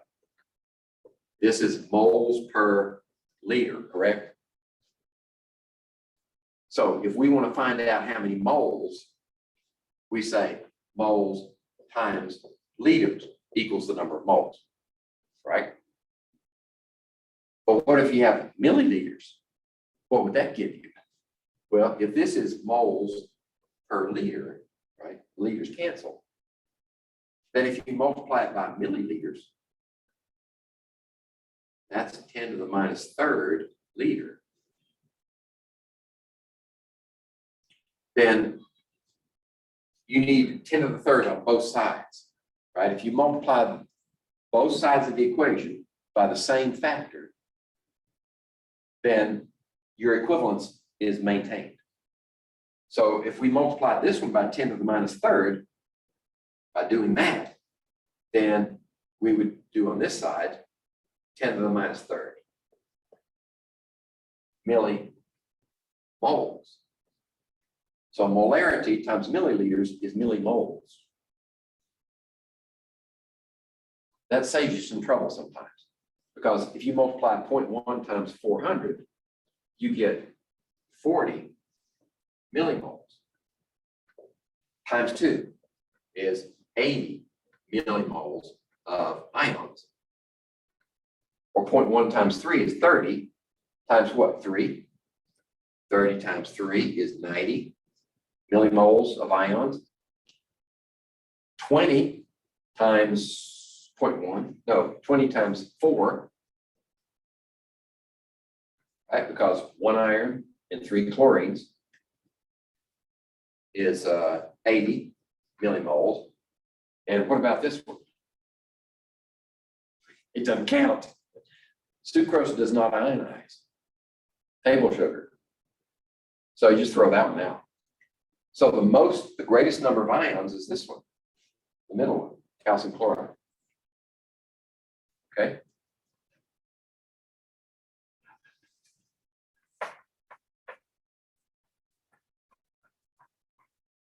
Now, if that millimoles twists your brain around too much, just convert that to liters. Right? Move it to the left, 1, 2, 3.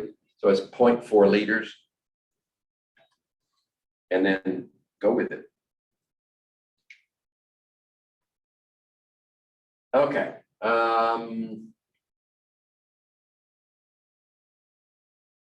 All right.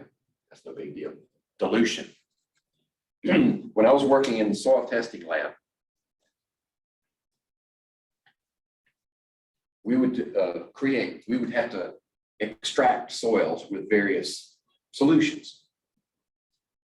But we have so many of them to do, hundreds. Making up that much solution, which was relatively dilute, would have taken all day. to let everything dissolve and equilibrate in the solution before you use it. So what we used to do is make up a concentrated solution of the components that we needed. And then whenever we needed to do extractions, we just diluted that one to the concentration we needed. Because the concentrated solution, everything had time to go into solution. It was all equilibrated. It was at room temperature. It was ready to go, except it was too concentrated. So we dilute it. So we take out a sample and we dilute it to a known volume, and we knew that that had the right concentration. This is why we know it has the right concentration. So let's look at it this way. If you have a concentrated solution here, and you want to make, say, a liter of it, use a volumetric flask. There's 1 liter. And this is your concentrated solution of, well, this has the concentration of M1. Or some books would say MC for concentrated. And you want a solution over here that's a different concentration, diluted. Well, if you take out a certain amount of this one, volume of the concentrated, and put it over here, volume of diluted, then what is common to both of these? When you take this volume out, volume times molarity equals moles, right? Moles of the concentrated. So the same number of moles that come out of here go in here. Exactly the same. So if we multiply, not that volume, this volume. If we multiply this volume times that molarity, and this could be any volume. Let's just say this is volume of the diluted. Then if we multiply this molarity times that volume, we should get the number of moles, correct? In the diluted form. Well, these two are exactly equal because we took that number of moles out here and we put them over here. So we're saying that this number of moles concentrated equals the number of moles in our diluted solution. Okay. But we can substitute in there for molarity of the concentrated times volume of the concentrated. And this is molarity of the diluted times the volume of the diluted. That's why this works, because this is equal to the number of moles pulled out, and this is equal to the number of moles put in. And they're both the same value. So if you know this relationship, we made up a concentrated solution, and we needed this molarity of that solution diluted to a certain volume. Then that means we know we want this one, and we know this is the final volume that we're going to prepare that day. And we know we're starting off with that concentration of this stock solution. We got one unknown. That tells you how much of this to withdraw and dilute to that volume. Okay? And it's like any other equation. If you know 3 of those, you can solve for the 4th one.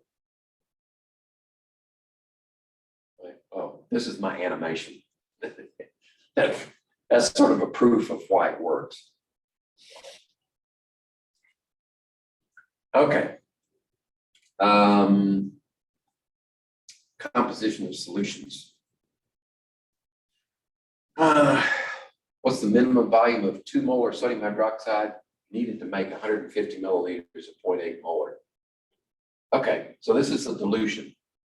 You want to go from concentrated here to dilute here. When you are presented with a word problem, word problems have the same purpose as any question on a test, to find out if you know what you're doing. So word problems are specifically designed to confuse if you don't know the concepts. So the way to avoid confusion is to extract information from the word problem, get it away from the prose so that you can see what really is happening. So if we have 2 molar sodium hydroxide, what is that? That's the concentrated concentration.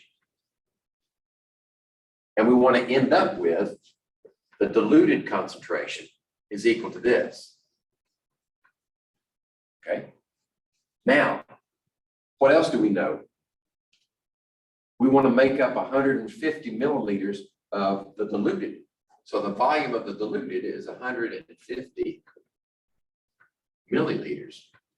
Now we know where the unknown is. The unknown is that one. How much concentrated do we want to pull out?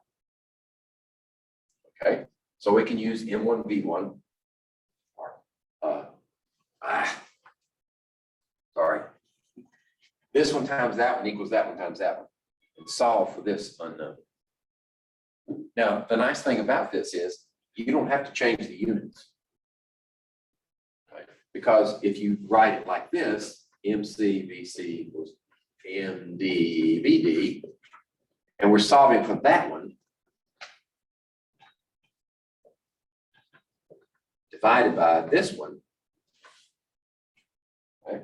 Notice that these two are molarity and they cancel. The units cancel here. So if those cancel, then, and this one is in milliliters, what's this one going to be? It's going to be milliliters. So you don't have to change.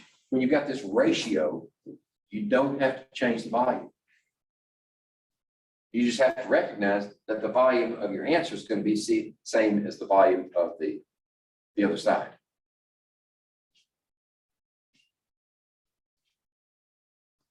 Right?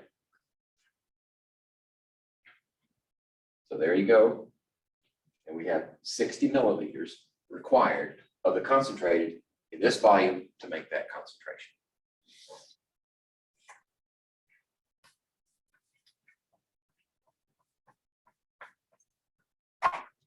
All right. Types of reactions. This is sort of a, I guess you could say there's a little art in here. Recognizing what type of reaction you have sometimes helps you determine what type of stoichiometry needs to be performed. And it also can help you if you're trying to predict products for a reaction, if you recognize what type of reaction it is. So first of all, we want to look at reactions and classify them. Now, with the understanding that reactions can be more than one type. For instance, you can have a oxidation reduction reaction, and it may also be a combustion. You just have to know what that means. Right, so let's start at the top. These are major types. Precipitation reaction. What does that mean? Precipitation reaction is one in which 2 solutions are put together. Everything in this solution is dissolved. Right? It is a true solution. Everything in this one is a true solution. When you put the 2 together, the reaction forms a solid we call a precipitate. And if you let it sit long enough, that precipitate will settle out. Acid-base reaction. Obviously, you need an acid reacting with a base. If you recognize what they look like, then you can call it what it is. If you recognize an acid and a base, then if they're reacting together, then you call it that. Oxidation reduction reaction. There are some rules of thumb that can help you recognize those. Sometimes you just have to know how to calculate the oxidation state of your reactants and products and see, was there a change? So we need to define that a little further, and I will do that. Then there are other types that may be one of these also. Combination reaction, synthesis. In that reaction, you have a simple compound or an element combined with another element or a simple compound, and you make something more complex. That's a synthesis. The opposite, going the other direction, is a decomposition. break it into smaller pieces. A single displacement is one where you have a compound and an element, and the element displaces one of these. If it wants to form a cation, it'll displace that one. If it wants to form an anion, it'll displace that one. So let's just say, for argument's sake, it displaces B. Single displacement. Double displacement is like that one we used to balance. We're using it as an example to balance, where you have a compound here and a compound here, and these two trade places. So AD plus CB, because that's the cation and this is the anion. I have to write it in that order. And then a combustion reaction is simply anything combined with oxygen and produces a product. That's a combustion. Okay. Precipitation reactions are also double replacements. So if these are in solution and you put them together, then one of these is going to form a solid, sometimes both of them. It's better if only one of them forms a solid, then it's easier to separate them. If they both form a solid, then you got to mix together and it's just a mess trying to get them apart. So usually you only have one solid, and this one stays in solution. Example, right? Barium nitrate's in solution, potassium chromate is in solution. Barium chromate is insoluble, so it eventually precipitates down here on the bottom, and potassium nitrate is soluble. So for these types of reactions, we have to know something about the solubility rules. What is soluble and what's not soluble. And I think, where is it? Review. In the review document, I think there's a on the back. There's a solubility table. You don't have to memorize the rules. You have to memorize rules in high school. For solubility? Yeah. Sometimes. Yeah. These are the rules. These are the actual rules here. Right? And they're set up so that if you've got a decision to make and you're using one rule, and then you look down here, well, that rule applies also. They're set up so that the rule that's higher up, lower number, takes precedence. But this way, all you need to do is, the cations are across the top and the anions are down the left. It's like reading the mileage on a road map. If people do that anymore, I don't know if they still do. You just find your cation and follow it down until it meets the row with your anion, and look, if it's clear, it's soluble. If it's grayed out, then it's insoluble. We didn't have a chart. I figured that's simpler, just to do it that way. And if you do it enough, you'll memorize the rules anyway. Okay, so if we use that chart, we would find barium across the top, and then look down until we find the row with chromate in it and find out that it's a grayed out box. It's insoluble. Silver chloride is insoluble too. So if we put anything with silver ions in solution, and commonly we use silver nitrate, all nitrates are soluble. And any chloride, sodium chloride, potassium chloride, doesn't matter. Then the silver will react with the chloride and produce an insoluble silver chloride. I think. Let's see, are we going to do that one? I can't remember if we're doing that one this semester or not. Take a quick peek at the labs. It'd be nice if we could. Nope. Must be next semester. Okay. So, if a solid dissolves in solution, and we say it's soluble, and we use an AQ for aqueous solutions. If it's insoluble, then we give it a solid. Now, insoluble and slightly soluble sometimes are used interchangeably. You have to realize, like I said before, nature just does what it does. And we're subdividing these things to suit ourselves. If you say something is insoluble, well, maybe it's only slightly soluble. And that's most cases. Like silver chloride, suspended in water, will be very slightly soluble. Some of the silver and chlorine will go back into solution, but most of it is silver chloride. So these are general rules for judging the outcome of a reaction. But you have to recognize that most things that we say are insoluble are very often slightly soluble, very slightly soluble. Now, things like sucrose, table sugar, it's almost infinitely soluble. In other words, you can take a beaker of water, you can add sugar to it, let it dissolve, add more sugar to it. You just keep doing that until there's actually more sugar in there than there was water.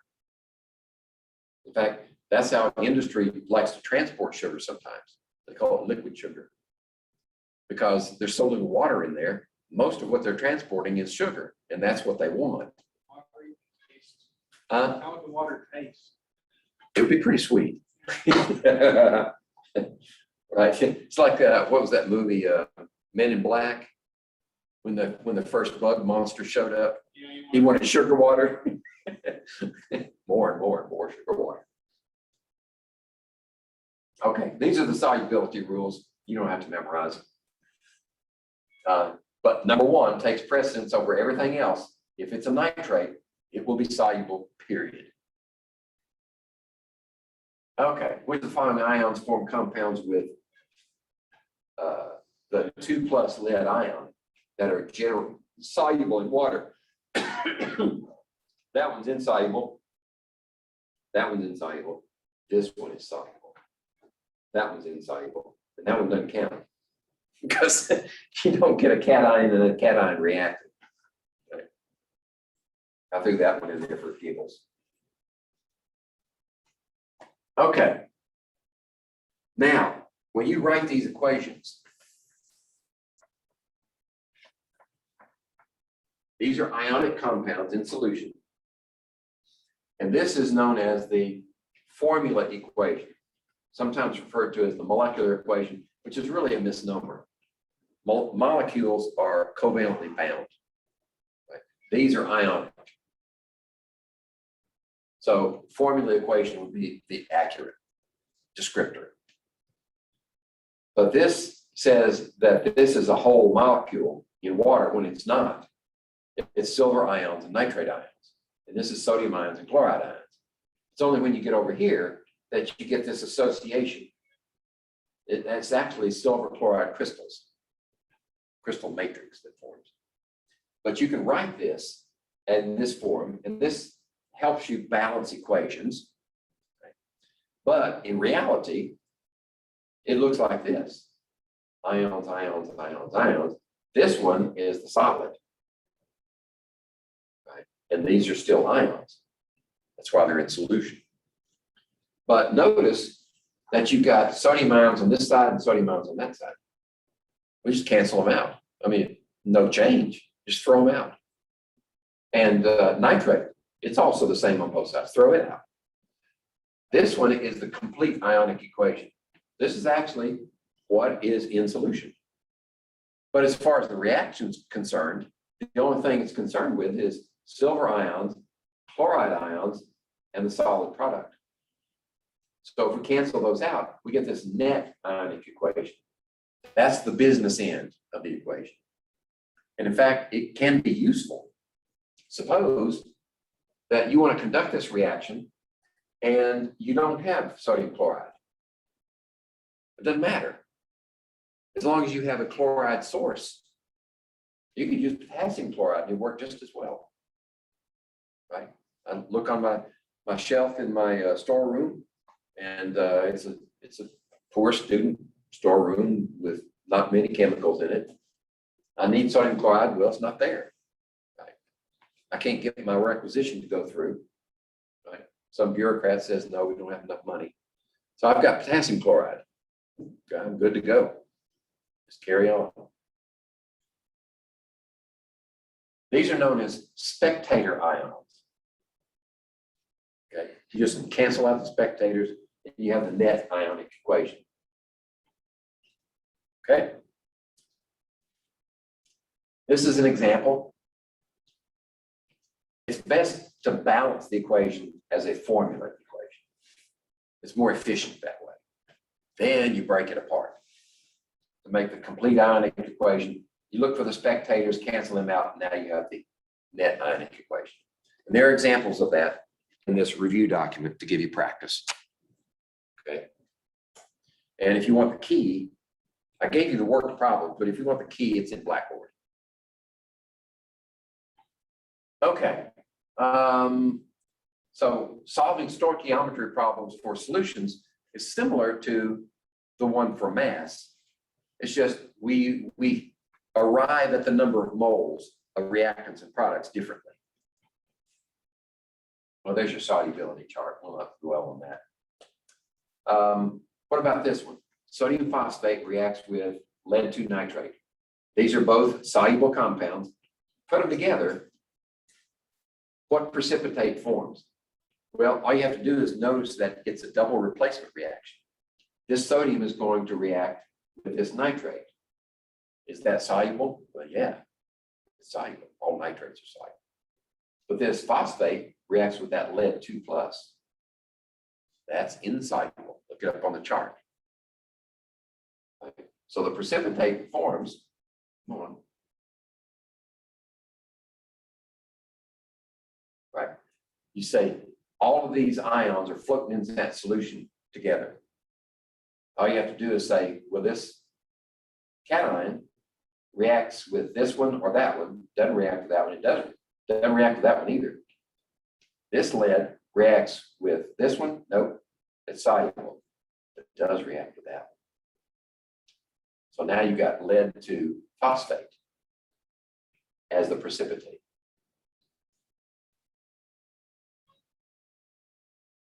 So this is the balanced molecular equation. You just write out your molecular formulas here and balance them like we showed you, the budget method. If you need to. Sometimes they're so simple you don't need the budget method. But it's always a good fallback position if you have a complex reaction and it's messy, like it has all these polyatomics in there. It might, twist your brain up. You can set up a budget and it will clarify things for you. So what are the moles of reactant present in the solution? Well, we need our initial amounts.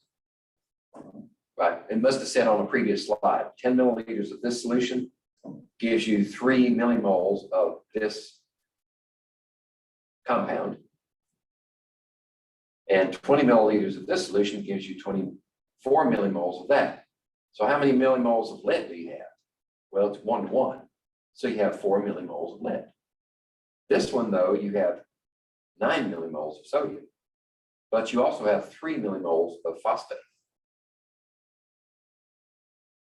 Okay, which reactant is limiting? Well, actually, it's best to write that equation out, except we're way over time. We might have to do this discussion on a review next week. Take it in more detail. Yeah.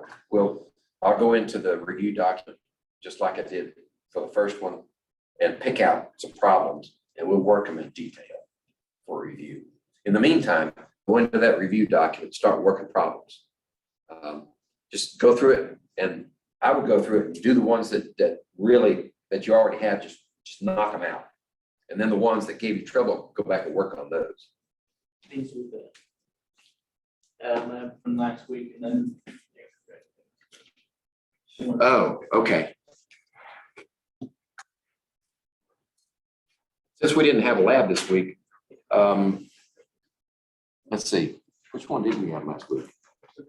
The graph, right. You can turn it in now, but you don't have to turn it in until next week. because that's when our next lab is. And we're going to be doing the one I handed out.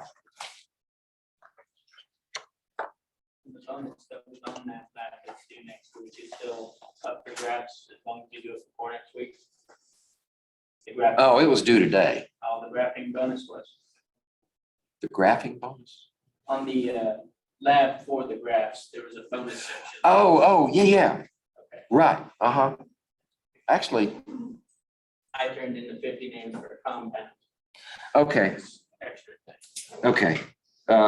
Lab techniques. Did I hand you this one yet? Lab techniques. Oh, I didn't. Okay, you need a copy of this. Well, I got extra copies.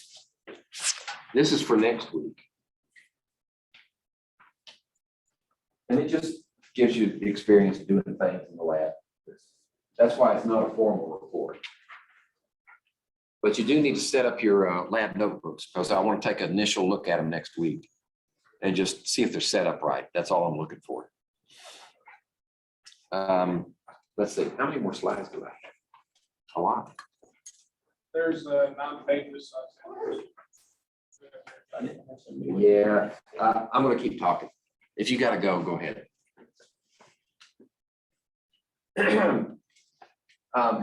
So if we calculate how many millimoles of each one there are and look at the balanced equation, we can tell which one runs out first.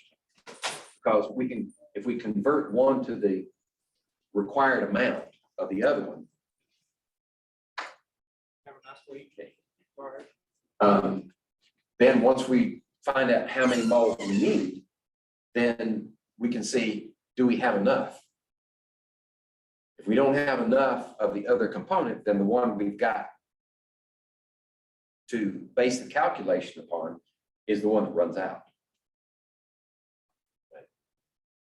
So we find out that calculating 3 millimoles of sodium phosphate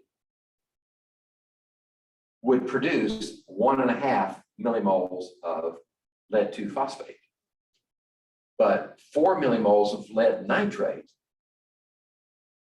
entirely consumed would produce 1.33 millimoles of lead-2 phosphate. So the one that produced the least amount is the one that runs out. Right? So this right here is the limiting reactant. It will run out first because it produces the least amount when we do a ratio calculation as to, and conversion as to how much is produced in the products.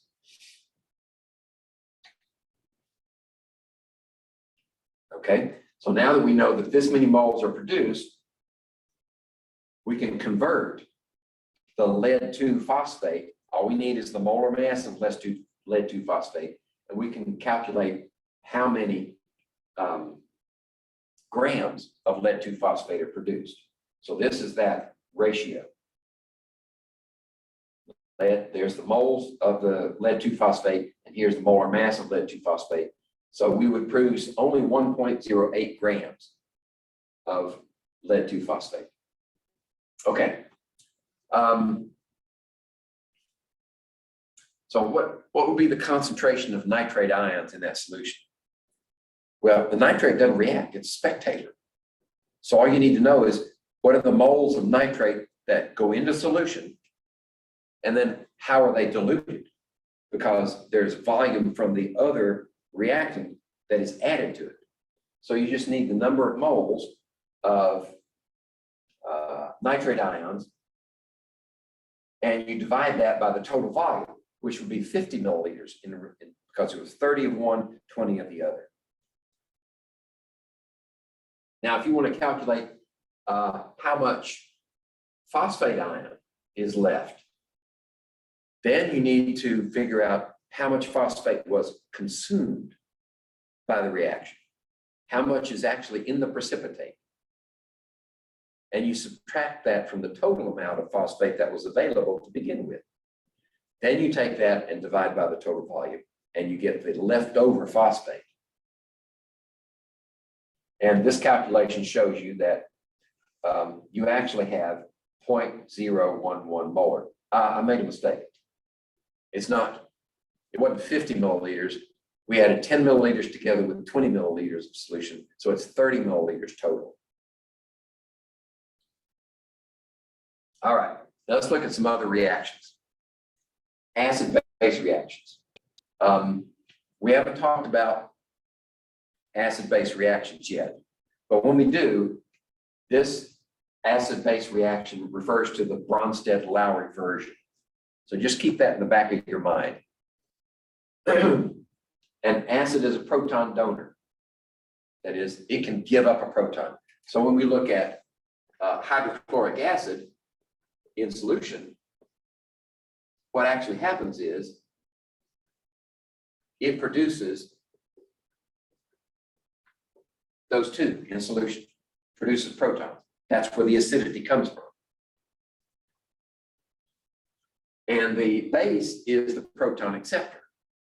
So for instance, if we have sodium hydroxide, then it dissociates into sodium ions and hydroxide ions, and this will accept protons. So in sodium hydroxide, which is the base formula, the proton acceptor is the hydroxide ion. Let's see. Yeah, that's a little better. And notice also that when you react an acid and a base, you always get protons plus hydroxyls yields water. That's always a product of an acid-base reaction. All right. Acid-base reactions can be used stoichiometrically. You have to determine also what's the limiting reactant. And when you add an acid to a base in measured amounts, so you have a definite amount of acid, say, and you're adding base to it in measured amounts, that's called a titration, an acid-base titration. You could do it the other way around. You could have a measured amount of base and then add acid in increments. When you got exactly the same amount of acid as base, for this net ionic equation, the hydrogen ions plus the hydroxyl ions yields water, right? Then when you have equal moles of hydrogen ions and hydroxyl ions, exactly amount stoichiometric ratio, then that is known as the equivalence point.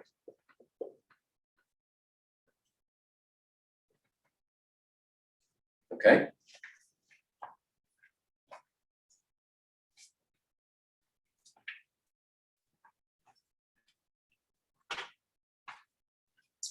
All right.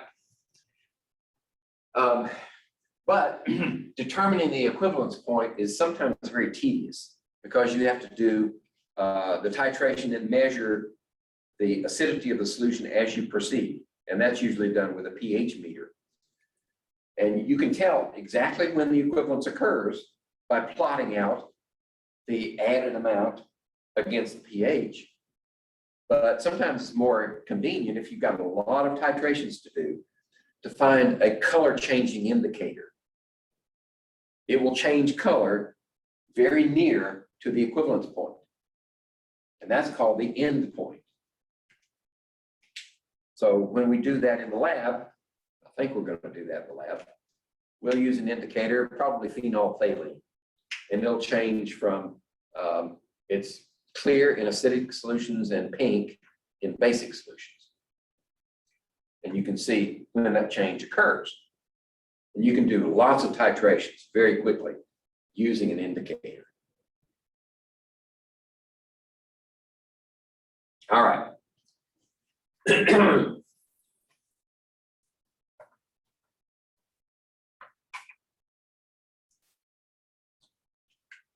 When you do a titration like that, It's always based upon a balanced equation, an acid-base equation. In this case, we're balancing sulfuric acid with sodium hydroxide. And notice that sulfuric acid has 2 hydrogens that it can produce per unit of H2SO4.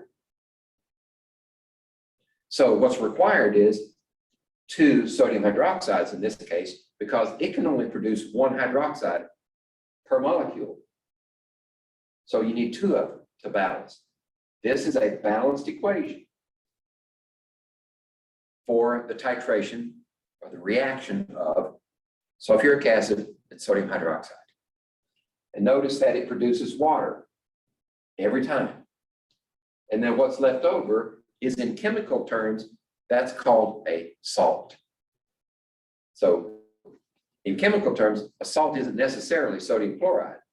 It's a combination of this cation with that anion in an acid-base reaction. That's by definition a salt.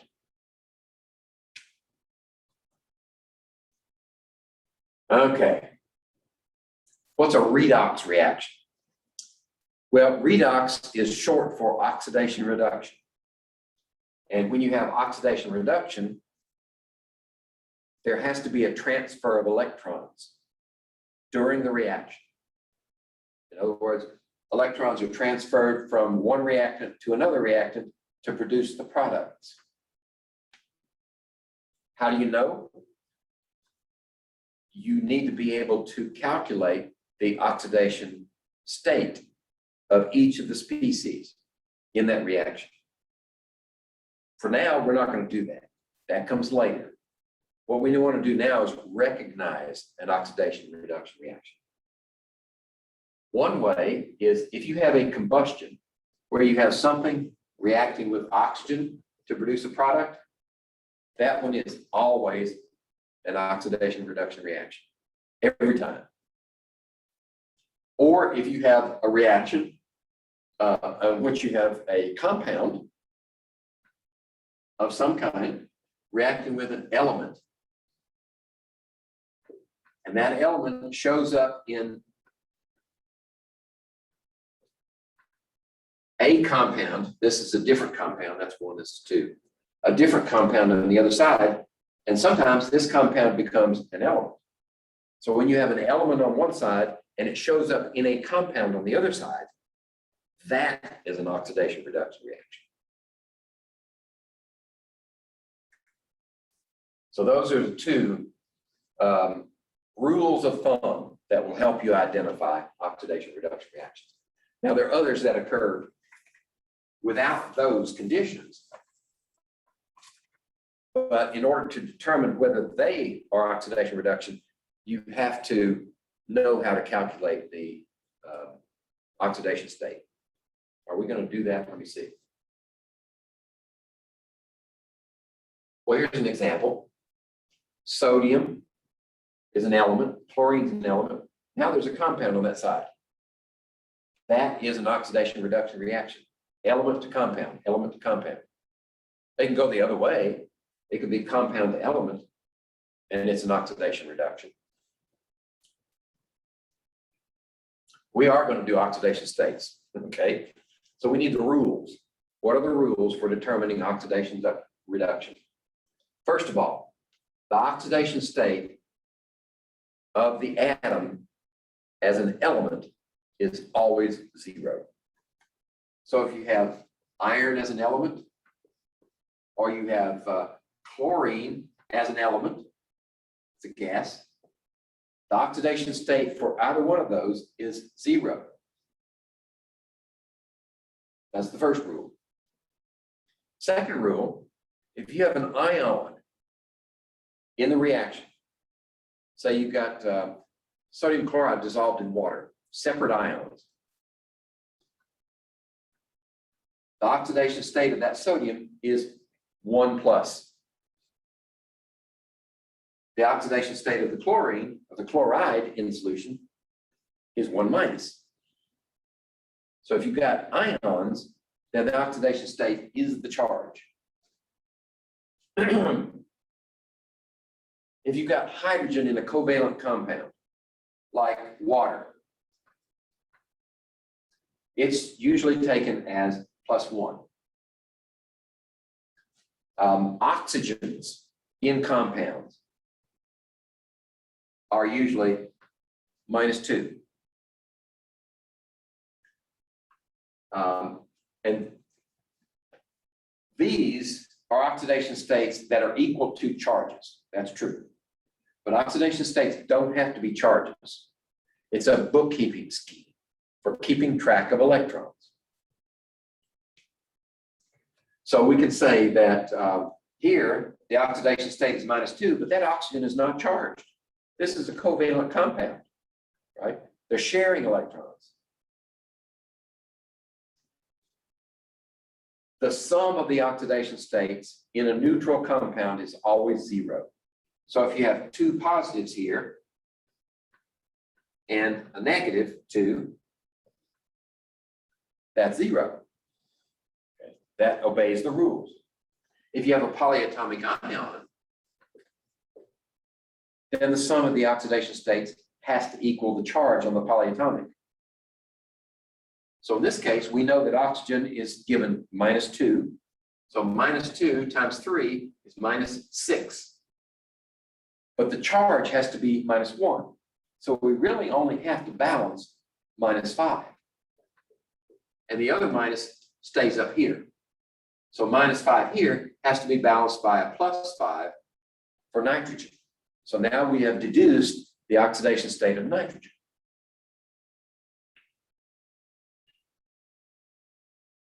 All right. So I'm gonna let you figure these out. We'll maybe do the first one. Okay. What are the oxidation states of these elements?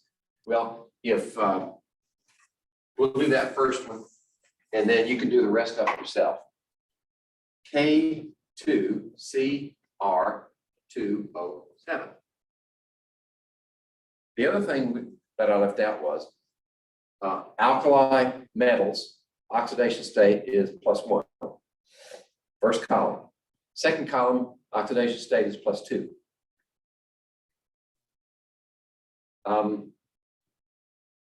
Most halogens are -1, unless a halogen is combined with another halogen. And then you have to do some deduction. But we're not going to get that right now. We're going to look at these with some order to them. This one is -2, so that's -14 total, 7 times 2. This one is an alkali metal, so it's +1. So that means it's +2 total. Okay, so the chromium has to balance out, which means what do you have? Well, overall it's 0. So you have to balance these two together is -12, correct? -14 + 2 is -12. So this one has to be a +12 total, but there are 2 of them. So each one is +6. That's the oxidation state on that chromium. Right? That's why it is. Now you can do that for each one of these. I will say that oxygen is fixed. Oxygen here is fixed, so that means you can calculate the other one. Chlorine is -1, so you can calculate the phosphate. And fluorine is also -1, so you can calculate the sulfur. And there they are for reference. Right? Work them out yourself, and you can see that those are correct. Okay. I said redox reactions, but I didn't define what reduction and oxidation mean. In terms of transfer of electron, when an electron is lost by some atom, it is said to be oxidized. If an electron is gained by that atom, it is said to be reduced. That's why here the authors of your text say oxidation increases the oxidation state. So increasing the oxidation state makes it more positive. Losing a negative makes it more positive. Now, it can, more than one electron could leave or be added to.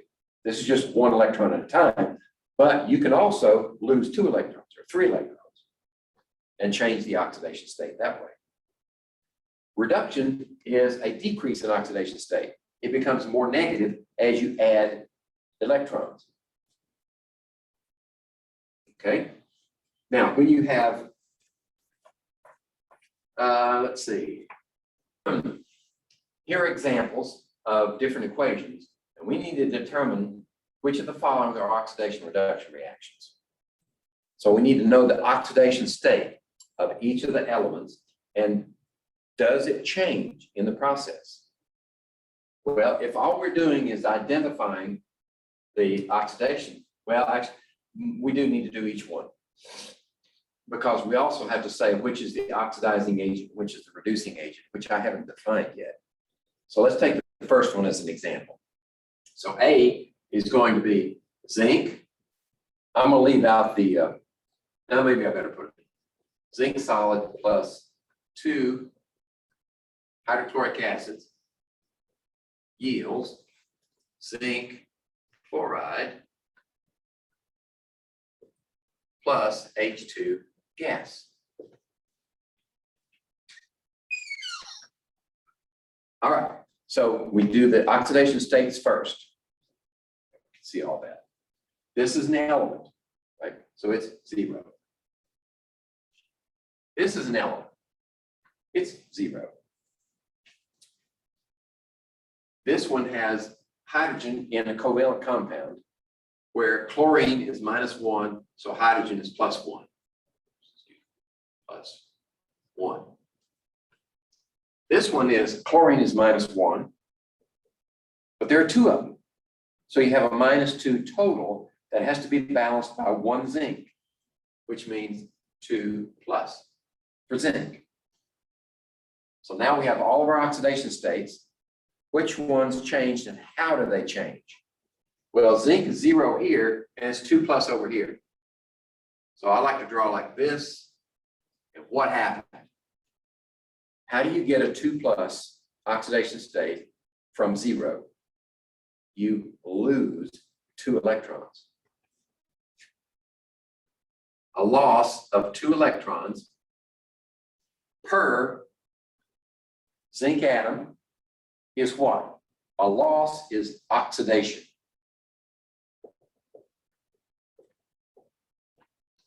Okay? Here, the hydrogen, well, let's look at the chlorine. Chlorine is -1 here, -1 there. It didn't change. But the hydrogen is +1 and it goes to 0. So that hydrogen goes from +1 to 0. How does it do that? It gains 1 electron. So the gain, 1 electron per hydrogen. Actually, times 2 hydrogens, correct? 2 here, 2 here, means 2 electrons were gained, and that is reduction. Right? Now, the other thing that you have to be careful about is the number of electrons transferred by gaining equals the number lost. Here, we lost 2 electrons. Here, we gained 2 electrons. So that's kosher. One other thing we didn't discuss was what's an oxidizing agent? An oxidizing agent is the element that causes reduction. So an oxidizing agent is itself reduced. This is the oxidizing agent because it is reduced. Oxidizing agent. And this is the reducing agent.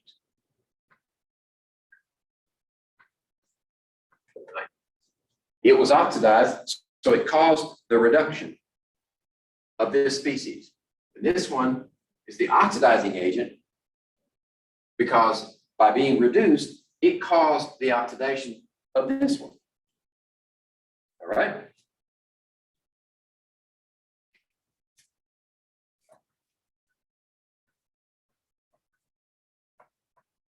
Okay, what was this? The next one? That one is an oxidation reduction reaction, yes. This one is not.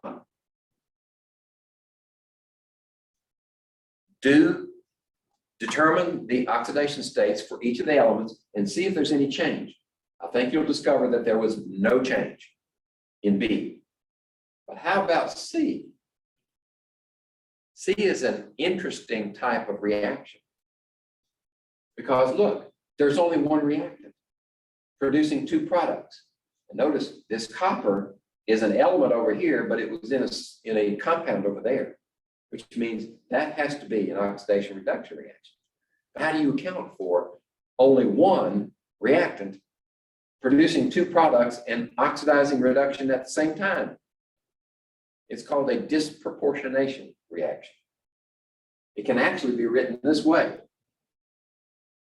Copper 1 chloride and copper 1 chloride yields copper 2 chloride plus copper.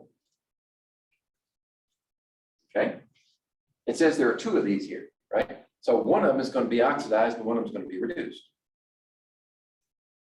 So if we take this one and go over here, this is going to be 2 minus, so that has to be 2 plus. This was plus 1. So it went from plus 1 to plus 2, means it's oxidized. And this one went from here to here. That's 0. And this is plus 1. So plus 1 to 0 means it is reduced. It picked up an electron, and that one gave the electron. Disproportionation reaction. Let's see, did I put it in there? No, I didn't. Disproportionation reaction. All right. So these are instructions for how to balance an equation using oxidation reduction. And these tie lines are very useful for keeping track of the electrons. That's important. When you have an oxidation reduction reaction, you have to have the same number of electrons transferred during the oxidation step and the reduction step.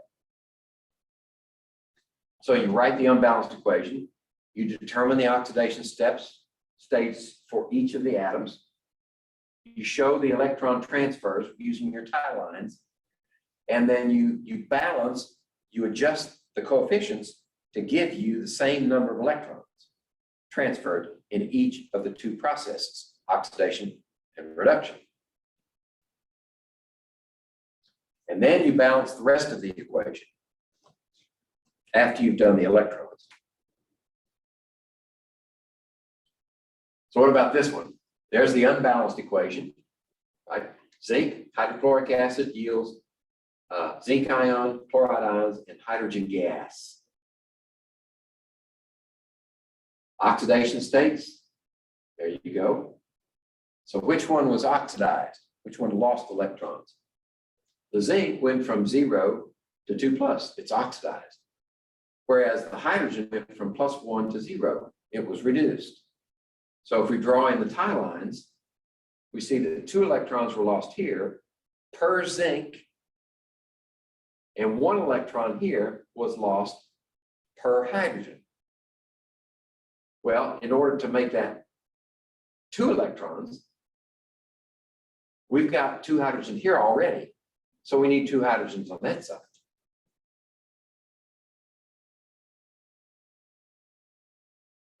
Here we go. There. Times 2. So how do you get 2 hydrogens? Well, you need 2 here, and you already got 2 there. So that balances the equation, I think. 1 zinc, 2 hydrogens, 2 hydrogens, 2 chlorines. Oops, only 1 chlorine. You need 2 chlorines. Here we go. Now we got 2 chlorines. Okay? That's how we balance an oxidation reduction reaction. At this stage, there's more to that story. And we'll get it later. Okay, that's the end of chapter 4.